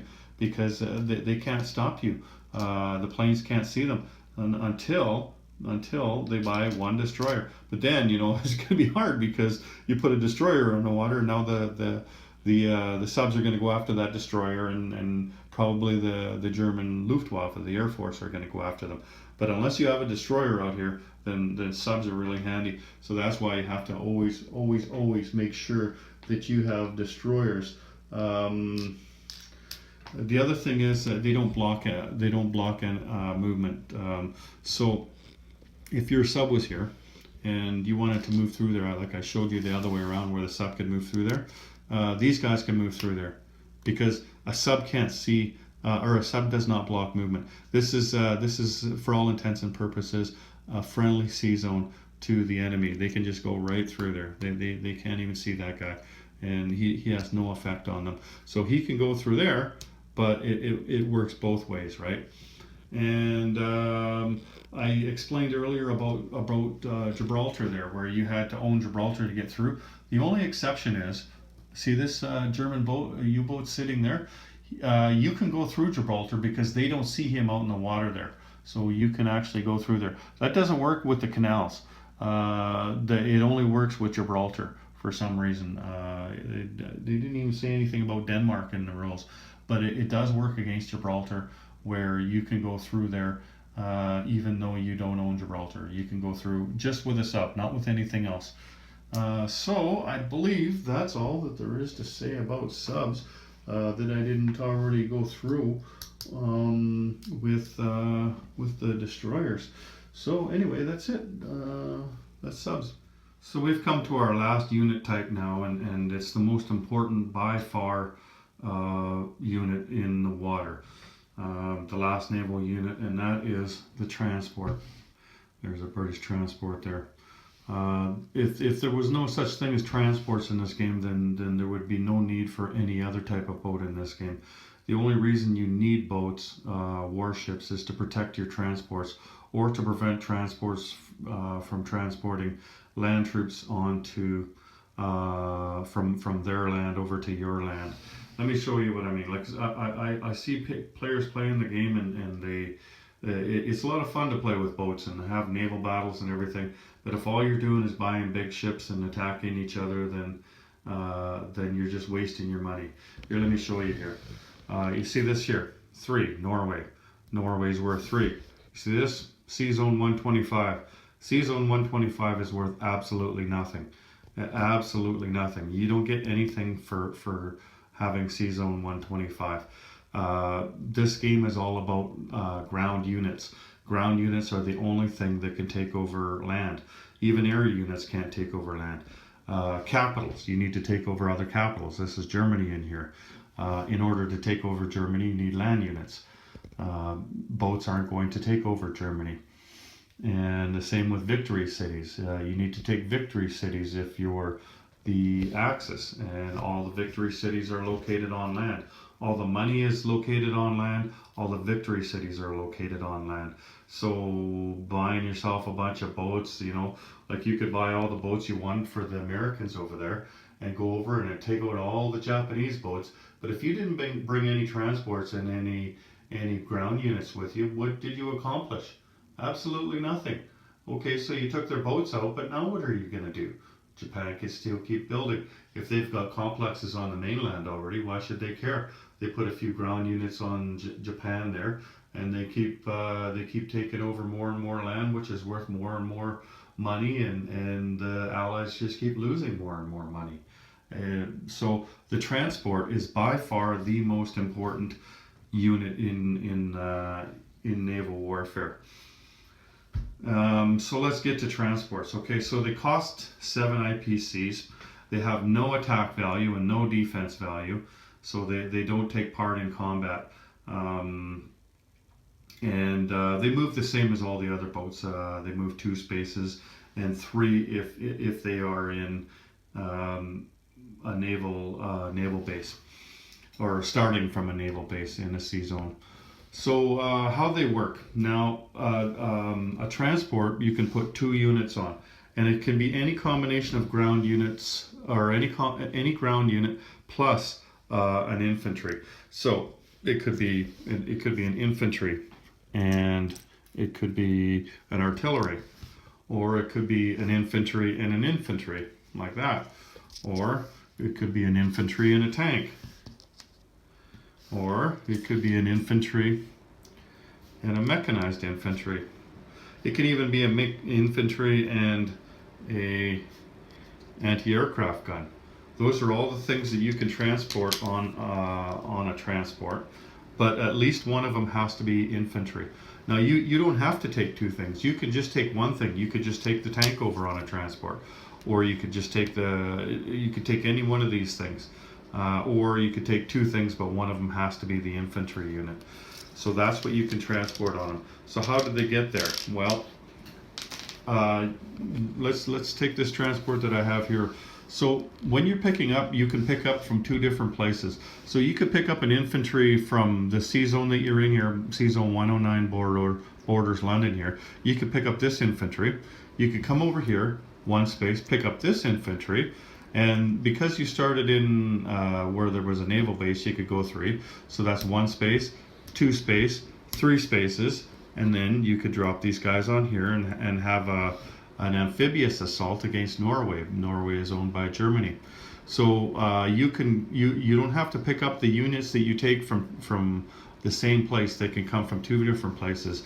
You instead of taking the infantry, you could have taken the infantry from Scotland and brought the mechanized infantry up from the UK if you wanted to, from London. But when you drop them off, so you can pick them up from 2 different places, but when you drop them off, you have to drop them off in the same place. And if you're dropping one of them off, you have to drop both of them off. You can't just drop one guy off there and keep going over here and drop the other guy off over here. That's an illegal move. When you're dropping guys off or dropping units off a transport, they have to both get off in the same place. And when you do that, when you drop off, whether it's an assault like this, or if it's a non-combat move, if you're dropping them off, say on Iceland over here, see Great Britain already owns Iceland, that is the end of your movement. You cannot move this transport anymore, whether it's a combat assault like over here, or whether it's non-combat. Once you drop guys off of your transport, that transport is done for the rest of that turn.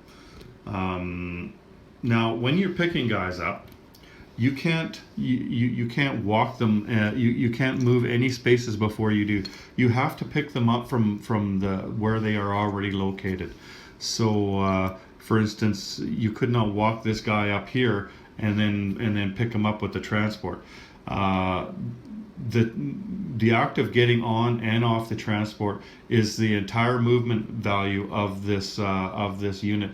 Even the units that can normally go 2 spaces like a tank, you still can't move the tank 1 space and then get on a transport. You have to pick him up from where he started his turn. So that's pretty clear. They can't move before they get on, and they can't move once they get off. Like once you drop a tank off into a space, it can't go. Once you drop a tank off there, you can't go another space, even if you owned all of these spaces.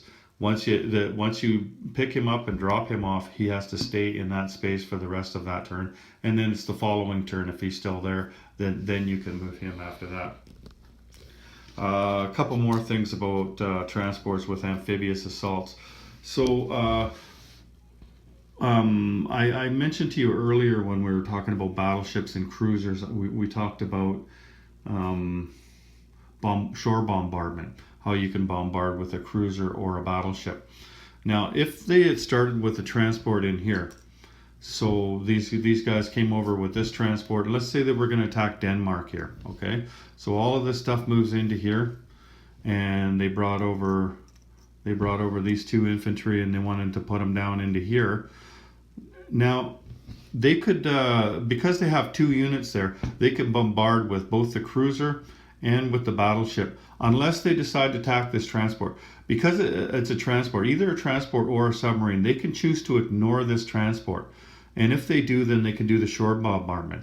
Now, if they choose to attack that transport, they will get that transport for free, because a transport does not attack or defend, right? So they would lose that transport, but that constitutes a battle then. And once you do a battle in an amphibious assault in the sea zone, now they cannot do shore bombardment. So you have to make a choice. Are you going to take out this transport, or are you going to do your shore bombardment? You can't do both.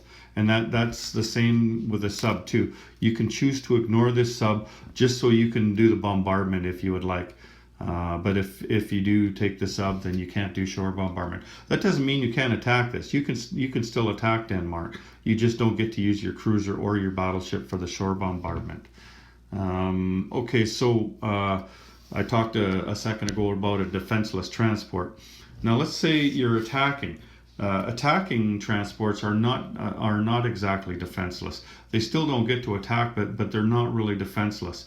So let's say you picked up these two guys here from Denmark, and you took them over to Scotland, and you also came in with your battleship, because this has got an air base on it, and you know before you went over there that this fighter can scramble. So then the fighter decides he's going to scramble.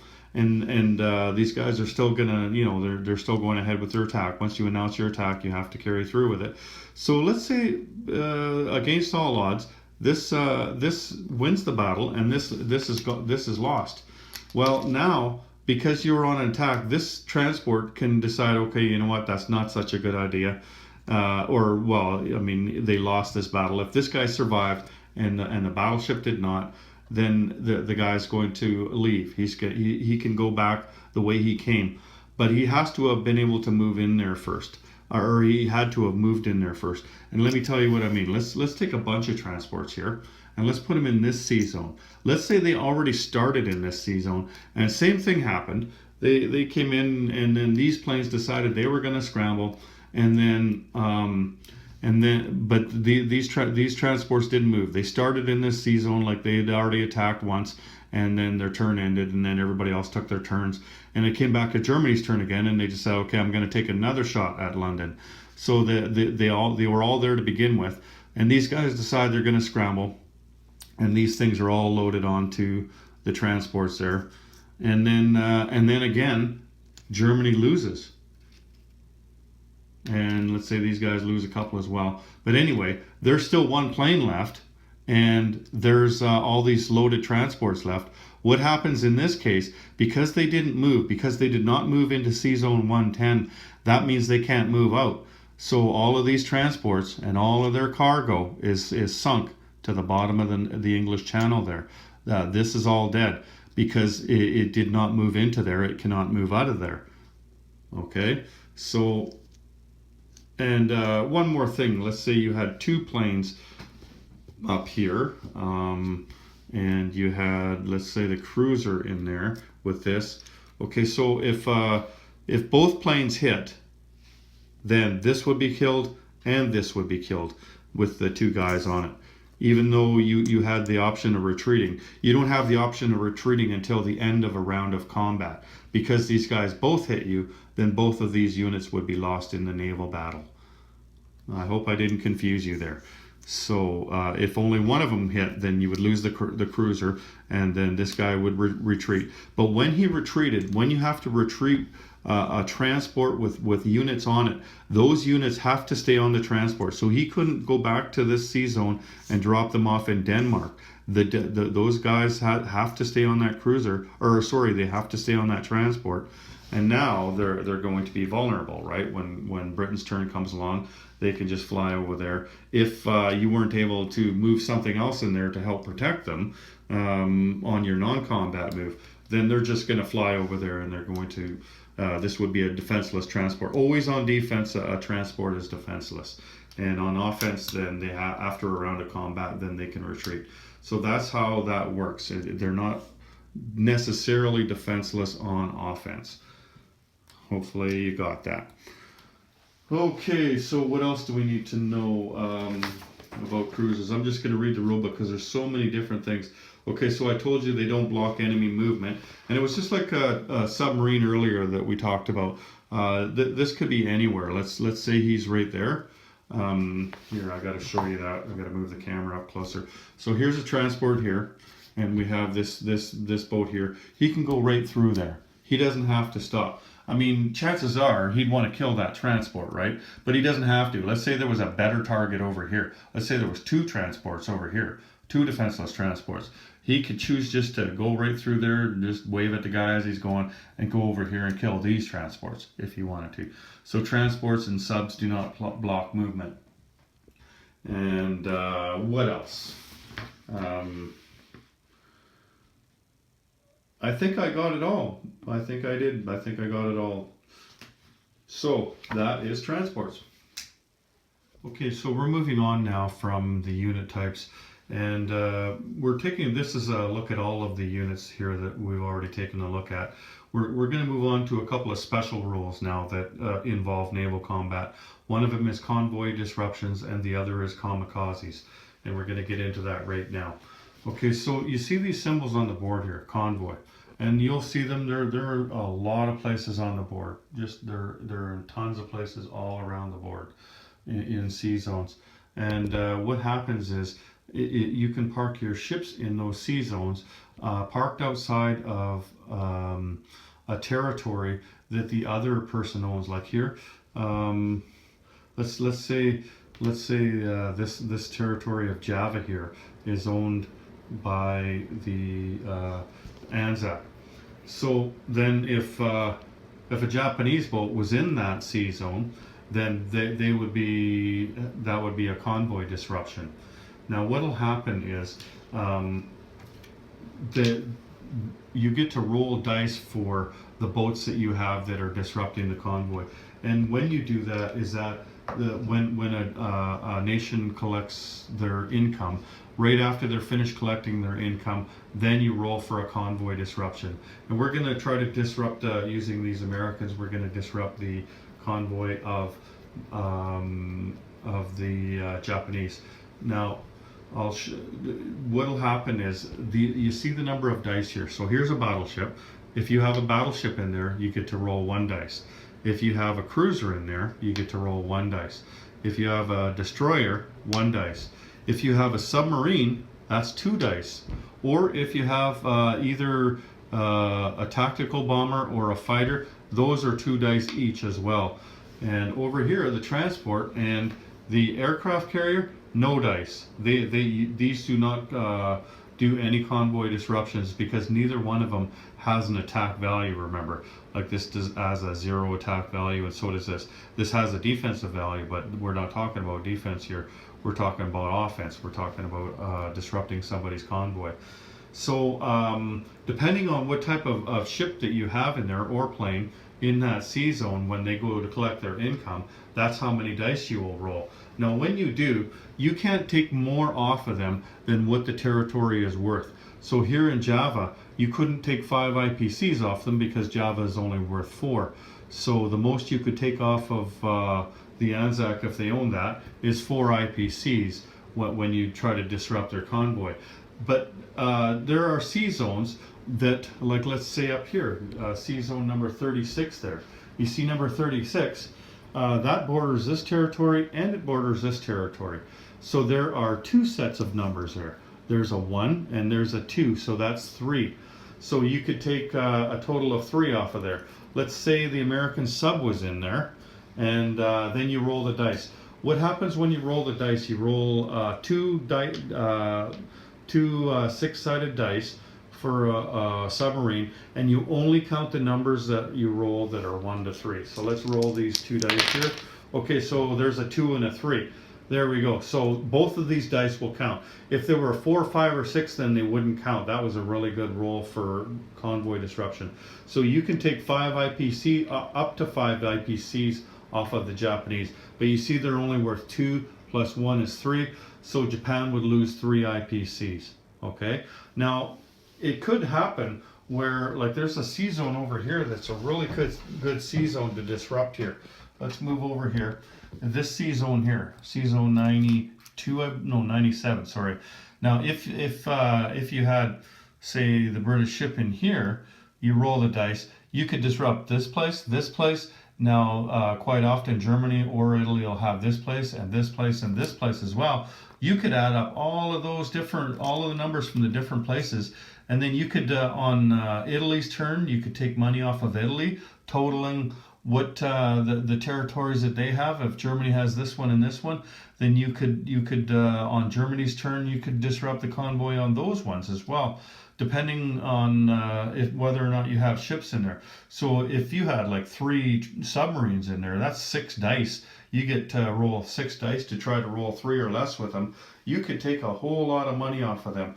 Like here, this is worth 1, this is worth 3, this is worth 4, that's 8. You could take 8 off of the Italian income at the end of their turn if you rolled 8 on the dice that you get when you try to disrupt the convoy in that sea zone. So convoys are very important, and if you use them well, you can make a big difference in the game. A lot of people forget to use them, but you see, like, there's convoy zones everywhere. Usually they were located, or they tried to locate them in this game in places where convoys were. And what these are representing is the merchant ships, the ships that carried supplies. You would want to disrupt convoys so that, you know, like it could carry ammunition, or it could carry food and other supplies that that nations would need to feed their armies and fuel their armies. Okay, so then we have another type of special rule, and that's called kamikazes. I'm just grabbing the Japanese dice here. Now, in your game, in your out-of-box game, you will have 6 of these little cards, or little cardboard tokens right here. These are called kamikaze tokens. What I've done is I've taken from an old Axis and Allies game some fighters. I don't even remember what kind of fighters these were. Could have been Russians or whatever, I don't know. And I painted them red because I like to have little sculpts on there. Now you get 6 of them, and once you use one of these, then it's gone for the rest of the game. So you wouldn't put it back in your box so that you can reuse. You would throw it away so that you don't use it for the rest of the game. Now what happens there? Now you've seen the convoy zone. See, there's a kamikaze zone, and these kamikaze zones are located around Japan. So there's where I showed you. There's here, there's down in the Philippines there's one there, and there's one there. And what happens is when the enemy comes in and tries to attack you, then you can choose to use kamikazes, and you can use as many as you want up to the number that you have. So you have 6, but you have to specify. Let's say these guys came in here into this C zone here. Now that's got a kamikaze token, okay? Let's put the camera over there. Let's say those guys came in there. So you can decide, okay, well, you know what, let's go after those. So, but you have to specify before you start rolling any kamikaze dice. You have to specify all of your kamikaze attacks. So let's separate these. Okay, we're going to go with 2 against here, and we're going to go with 3 against here. There we go. And sorry, let me just grab something else here. I just sorry about that. Okay. So what happens now is when you've decided, okay, that's going to be all the kamikazes I'm going to use this turn. So then then you have to roll a 1 or a 2 for each plane. So down here, let's move the camera back. See, you couldn't just put 1 in there and then try to hit him, and oh, I missed, and then okay, I'm going to put another 1 in there and try to hit him. Oh, that didn't work either, you know, and put another 1. You have to put all of them in there to begin with. So we're going to roll here So we've got 2 dice, and it had to be a 1 or a 2, and there's a hit right there. So this guy's dead, and these guys are gone now. They're out of the game. So now you had 3 of them against the battleship, and the reason you brought 3 of them into this battleship is because it takes 2 hits to sink a battleship. So then you roll 3 dice, and you got to hit a 1 or a 2, and there's the 3 dice, and you got no hits. So you didn't even damage that battleship. So these 3 are gone. Okay, so now that battleship is going to do battle with the cruiser and the transport here, because that's what he was doing. He was attacking those 2, and that's how the kamikazes work. You like I said, you get a total of 6 per game, and so you want to use them wisely. Now, they only work on attack moves. So one thing you might want to do, like if you were going to move a whole bunch of American ships there, you might want to just attack with just a few ships, just enough, plus a couple in case you lose them due to kamikaze attacks, that you didn't lose all of your ships to kamikaze attacks. So just take in what you need, and then afterwards do a non-combat move, and once you've taken over that sea zone, and non-combat move the rest of your units in. Now, the kamikazes do not work against submarines or against transports. They only work against surface warships, okay? And they don't work against the planes either. They would work against the aircraft carrier. But if you were to sink somebody's or even damage somebody's aircraft carrier, and they weren't able to land their airplanes, then the airplanes would sink. But it wouldn't be because of the kamikaze attack. It would be because they had no legal place to land. So that is convoys and kamikazes. Okay, so now I'd like to go through the oceans that you'll be playing the game in. Now the one that you're looking at here I'll pan out a little bit, you'll see. This is the South Atlantic. Now not much happens in this one. You don't see a whole lot of battles happening, and that's why you see the battle board in here, is because there's not a lot of action in the South Atlantic. So I'm not going to spend a lot of time. Usually you get, like somebody will want to come around and sail around there, or perhaps sail around there. Even that's rare to sail around there, but you see quite often people sailing around Africa because it's a little more dangerous going through the Mediterranean. But other than that, like you're hardly ever going to see any battles in the South Atlantic here. So that's probably the least most important spaces on the board as far as naval. Now, one of the most important and one of the most interesting places is the Mediterranean. And you can see this is how the game starts off right there. And you see what's all in there. Now, I find in my games that the Mediterranean is pivotal in choosing a winner of this game. Who wins the Mediterranean does not necessarily mean who wins the game, but it gives you some sort of indication of what is possible, because it's so important, the Mediterranean. If you're in Europe for the Axis, it's the gateway down here to Africa, and if you're the Allies, then it's the gateway to Southern Europe, where you can attack Italy and Germany. Also, the Americans can come through the Strait of Gibraltar there, and they can attack Europe from the Mediterranean. And also you can come up from the Indian Ocean through Sea Zone 81 here and into there. The Mediterranean is it connects the Atlantic and the Pacific, just like this space over here in Central America does. That connects the Atlantic and the Pacific. But it's kind of like the only thing that's over there is America, right? Over here, where it's connecting the two oceans, is there's a lot more people in there, isn't there? There's a lot more armies and everything. So this is usually a pretty hotly contested space, and whoever controls the Mediterranean has a pretty good chance of winning the game, although it's not a guarantee. So don't forget about the Mediterranean. Use whatever means necessary to try and control the Mediterranean. But if you can't do it, like I was saying earlier when we were talking about transports, that's not the most important thing. The boats are not the most important thing in this game. The land is, and the boats are what you use to get to other land across oceans.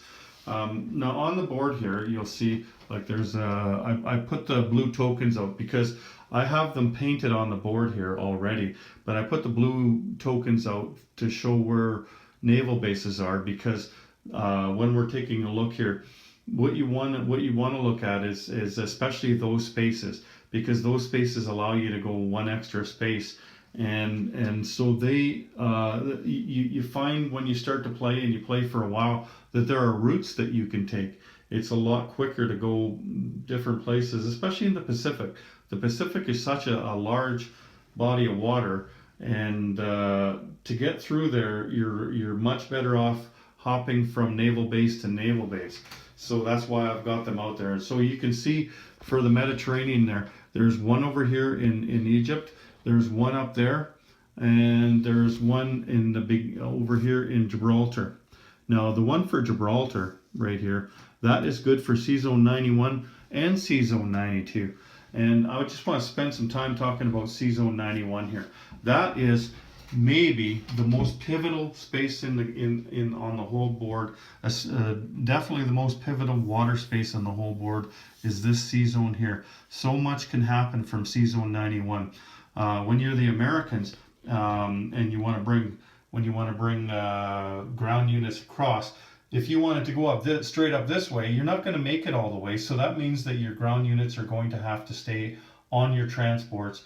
And when you leave ground units on transports, they're more vulnerable, because if you lose those transports, then you also lose the ground units. But from America, you see there's a naval base over there. They can come down to here and park their stuff either on Gibraltar or on Morocco here. And then like their boats can still sit there, but the infantry and the other ground units are not sitting on the transport, so that's a bonus right there. But then you're at a naval port as well, so now from here you can go 3 spaces. So let's look at where you can go from there. You could choose to go into the Mediterranean. You can go 1, 2, 3, 1, 2, 3. So you could hit right up to Tobruk here, this space right here. You could go as far as this space here. You could go as far as Italy. You could go southern France there, and anywhere along the North African coast there up to Tobruk. So you can get quite a ways into the Mediterranean there. But that's just going that direction. Now if you decided to go north, here, let me move my camera out of the way here a bit. So C-Zone 91 is right here. So you could go 1, you could go here in Normandy, you go 2, you could go here into Normandy or Holland, or 3, you could go up to all the way up to Norway there. You see Norway. You could go all the way up to Norway, you could go to Denmark, you could go to Western Germany, all from C-Zone 91. Now that's just going one way. That's if you're the Allies and you're going that way. If you're the Axis and you're going the other way, well, you can hit all those same spots that I showed you. You can hit Great Britain from there. You can also hit America from there. You can hit a lot of different territories from there. And I find it's especially good because you can land your boats in C-Zone 91, and then you could put your ground troops either on Gibraltar or Morocco. Then if you had a transport shot going, if you had Navy in the Mediterranean and Navy out here, then you could move your transports up, put them down, and then those dudes can come from C-Zone 92 instead of 91. So you don't have to travel all the way in there. You just have to drop them off there and then pick them up there. So C-Zone 91, very, very, very pivotal in this game. So, and if you can, controlling Gibraltar is a big deal. Even though it's a tiny little nation there that you can barely fit a fighter on, it's such a pivotal space, and C-Zone 91 that goes along with it. And the fact that it's a naval base is what makes it very powerful, that space. Now, if you didn't own Gibraltar, let's say you were the Americans and the Italians own Gibraltar here, well, different story, because you can get all the way there, but then you can only go 2 spaces from there, and that makes a huge difference. You can't go nearly as far with your boats on the next turn. You can't reach up to Norway anymore. You can't reach Italy anymore from there. So you need to take out Gibraltar, where that naval base is, in order for that space to be worth as much as it is if you own Gibraltar. Okay, so that's the Mediterranean.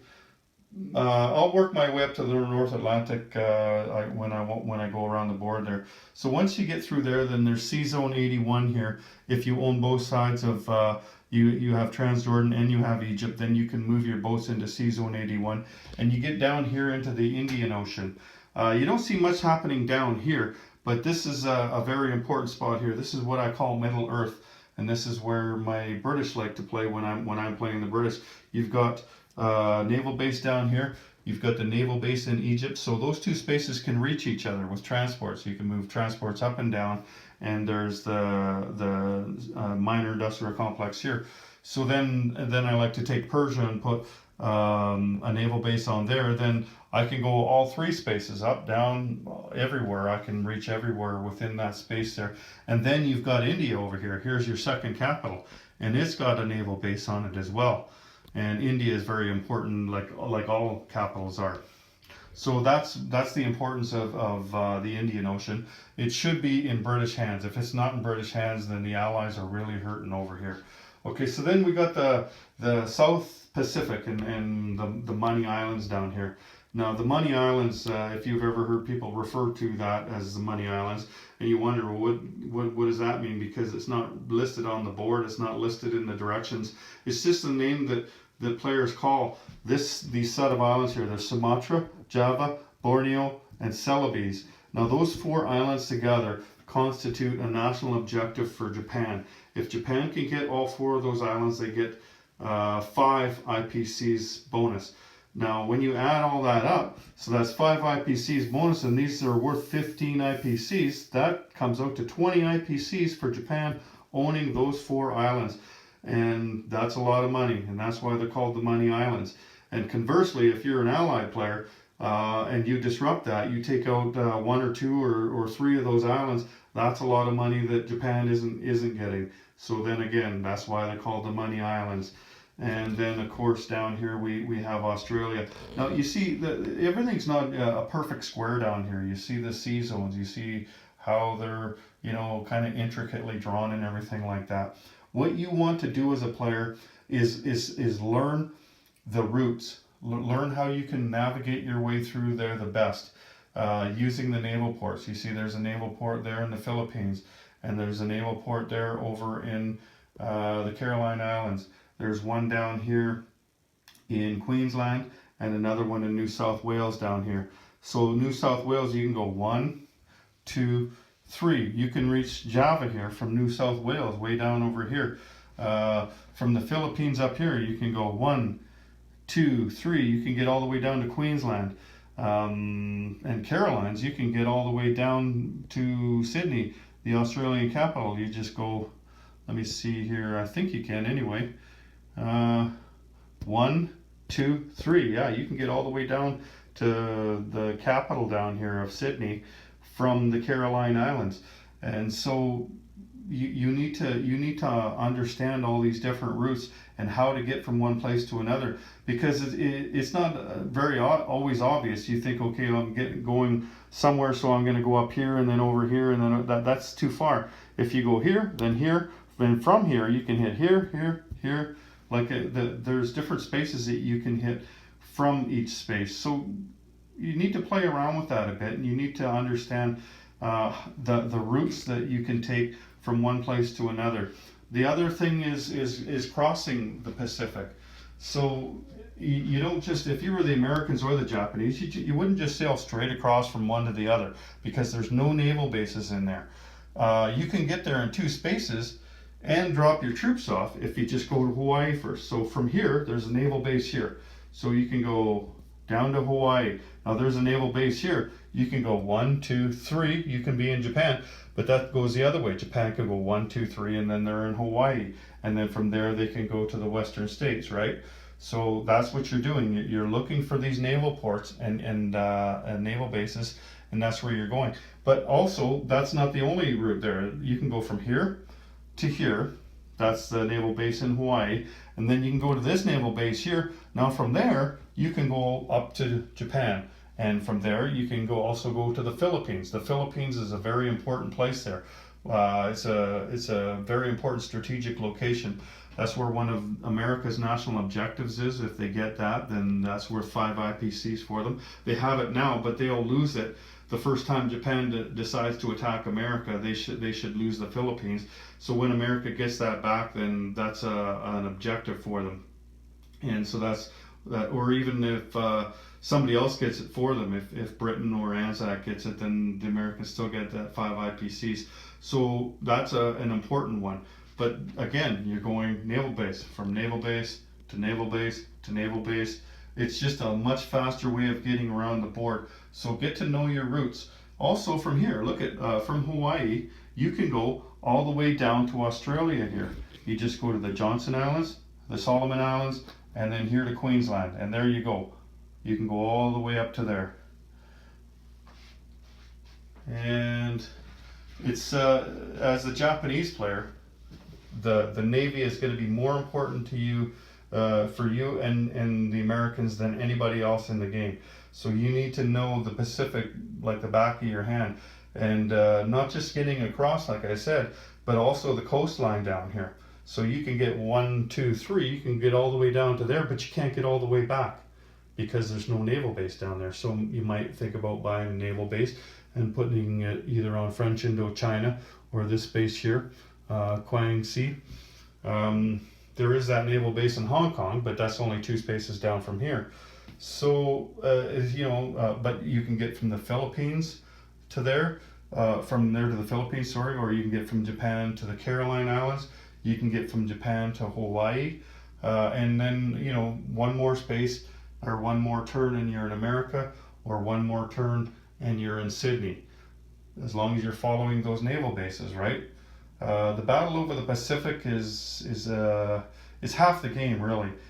Japan needs to get 6 victory cities and to win the game, and they will be able to get 5 of them really easily, or not really easily. India would be the 5th one, and India is not so easy. But 4 of them they can get easily, and then they get India, that's 5. But then they're either going to have to get Sydney down there, or they're going to have to get Honolulu. They're probably never going to get San Francisco. So they got to get that one, or they got to get that one to win the game, and that's not going to be easy, especially if you're the Allied player and you make it difficult for them. So that's basically the battle in the Pacific. Now we go over to the Atlantic over here. There's actually a couple of different things to talk about with the Atlantic. The first is the Baltic Sea up here. Now there's a strait here, the Denmark Strait. So you can't go through the Denmark Strait unless you own Denmark. Right now the Germans own it, and that's likely that will be. So you wouldn't be able to have an amphibious assault against Germany in here. You couldn't take transports in here and take Germany until you take out Denmark. So Germany will probably control this area in here. If Russia wants to get out, they can get out now while they're not at war with Germany. But once Germany attacks Russia, then they are at war, and then they're not allowed to get out. That's if Germany allows them to get out. Like, these boats are probably going to be trapped in the Baltic Sea for the duration of their life. I don't think they'll last very long. Germany will probably take them out on the first turn that they do battle against Russia. It's likely that's what will happen in most games. Now the Atlantic here, we talked about that a little bit with Sea Zone 91 down there. And America does need to get across there, whether they go across and into the Mediterranean and up through the south, or whether they go across and then up to the North Atlantic. That's up to them. And to me, I go the route depending upon what is happening with Germany, how many boats they have, how many planes they have, because you see they're going to have boats up here, right? They'll probably buy more boats than just what they have there, but not many more. So if they have the boats and if they have the planes, then that's a lot of stuff that can attack you if you were here. But if the boats are up here, then all they have is the planes to attack you down here.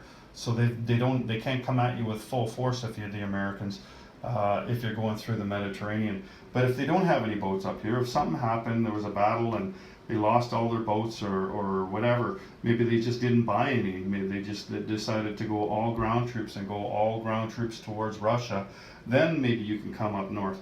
But you'll be able to see that. I can't tell you exactly what would be the right thing to do without knowing what's going on in the game. You have to kind of gauge that. But just remember that though, when you're coming across the water with the Americans, where is the Navy? Do they have a Navy? How many planes do they have? And that will make you decide. It could be that Germany's boats are in there, right? So if all their boats are in there, and then the Luftwaffe can also hit down there, then maybe that's not the right way to go. Maybe going up here is the right way to go because the boats are not there. But then again, maybe taking out those German boats is a good idea. So, it just depends on what the strength is, what your strength is, what's going on in the Pacific. Yeah, there's a lot to do with it and everything, but like I said, always remember, the game is not going to be won or lost in the water. It is never, not one game ever has ever been won or lost in the water. You can go a long ways towards winning the game in the water by controlling the seas, but you can't actually win the game. If you don't bring transports with you and they don't have things loaded on them, then there's really no point in even going across the water. It's fun, it's fun to get navies together and roll lots of dice and laugh about it and everything. That's a lot of fun, but it's not going to win or lose you the game if there's no transports involved. So what else can we talk about? Not too often do you see anybody other than the Americans going from the Atlantic to the Pacific through the Panama Canal there. You do see them crossing sides, and that's the big question when you're the Americans: where to build your navy?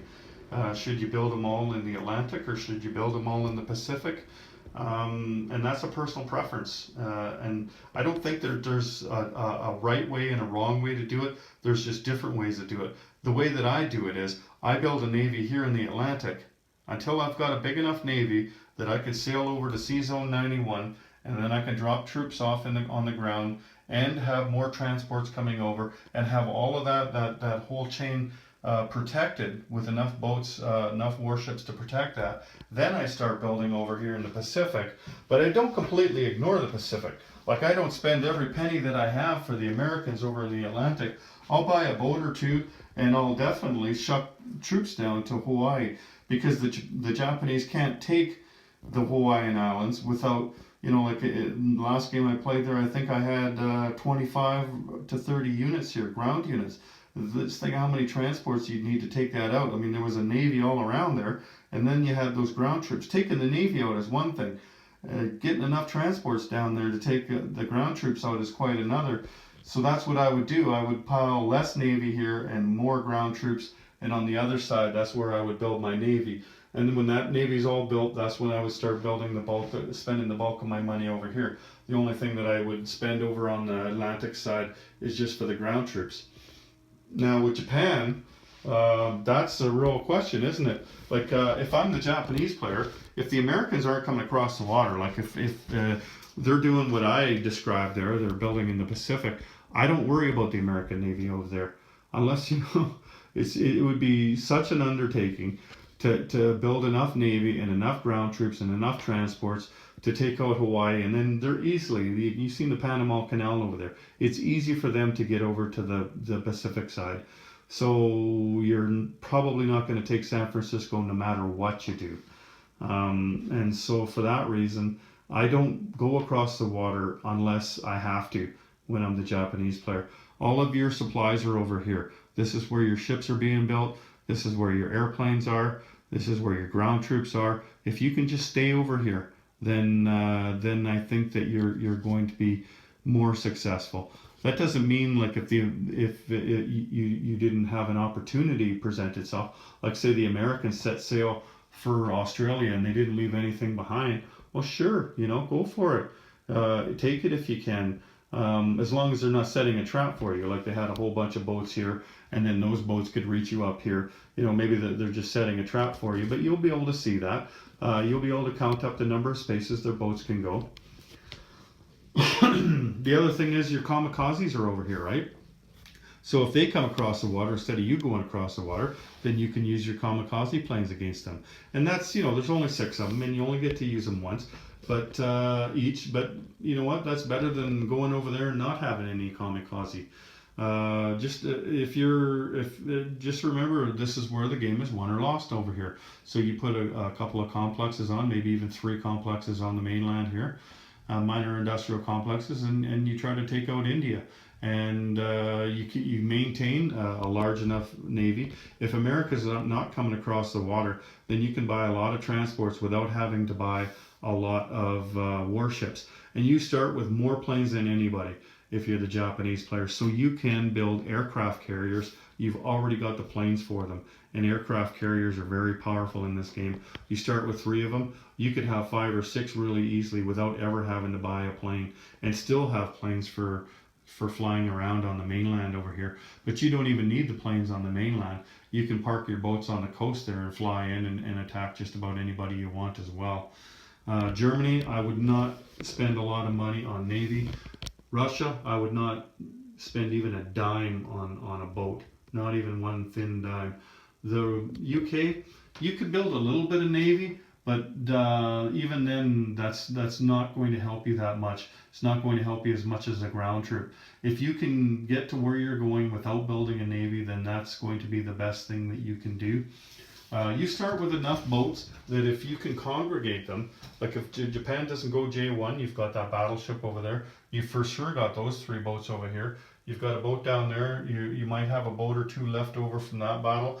These ones, most of them are probably gone, but you might save a couple of the smaller ones, the transports and the destroyers. What I do is I take them all down there and make one navy out of them. Then I might buy 1 or 2 or 3 ships. Really what I focus on if I'm the UK is making sure that I have enough transports to get where I want to go. I try to stay within on the land, try to just buy only land units because land units are cheap. And as the UK player, you don't have access to a whole lot of money. You start out with 28 IPCs on this side of the board and 17 on that side of the board, and from 17 you go down quickly once Japan starts attacking you. You might only be able to buy 1 or 2 land units over there.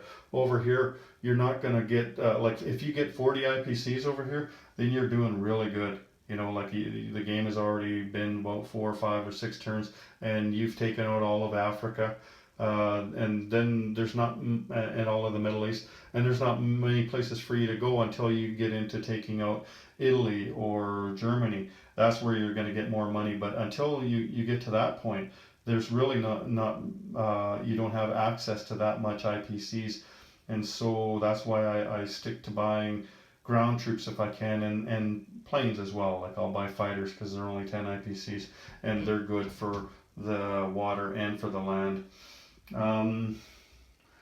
Germany, like I said, yeah, don't. Okay, Italy. Now, if the UK player is doing their job, then you're not going to have much of a chance in the Mediterranean. But you could be playing against an inexperienced player, or it could be that they're having some bad luck, or maybe Germany's had a lot of success in a sea lion attack against them up here in London. They've captured London, so the UK has not been able to do anything down here. That's about the only time you're going to be able to build boats. But if that doesn't happen, then you're going to be hard pressed down there to do much with your navy.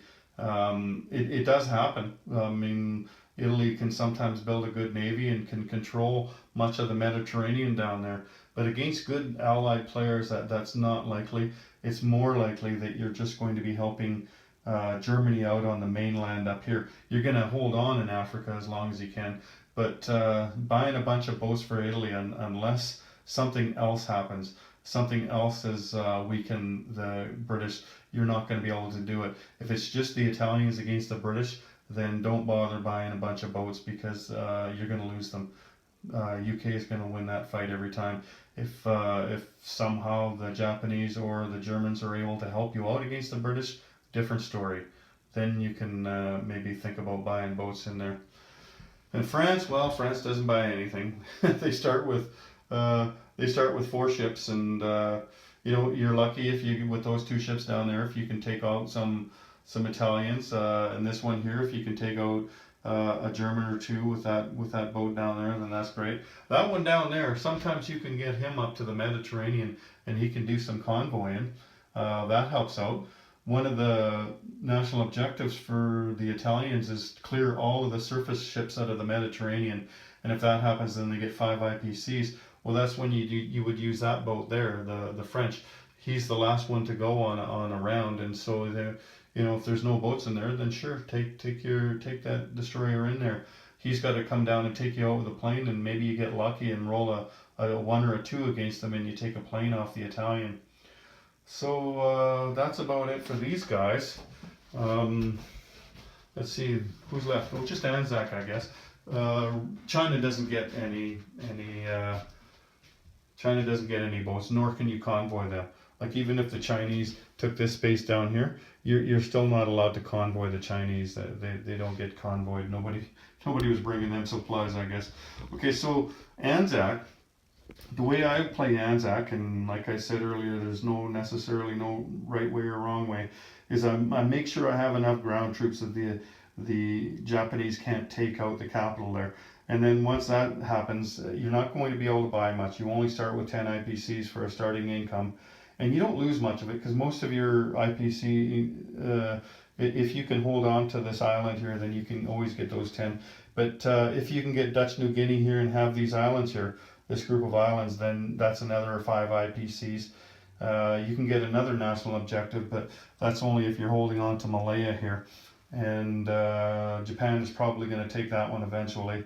So you might collect that one once or twice during the game. Really what you're trying to do with these guys is disrupt the Mani Islands over here. I spoke about that earlier, how you can take away that 5 IPC national objective, plus 1 or 2 islands from 1 or 2 of the Mani Islands from them. That would be your job as the Anzac. You wouldn't want to do it at the expense of exposing your capital over here, but if you can do that, if you can do it smartly and try to take a boat or 2 off of Japan when they come to take it back, that would be great. The other thing is you can work in tandem with the Americans.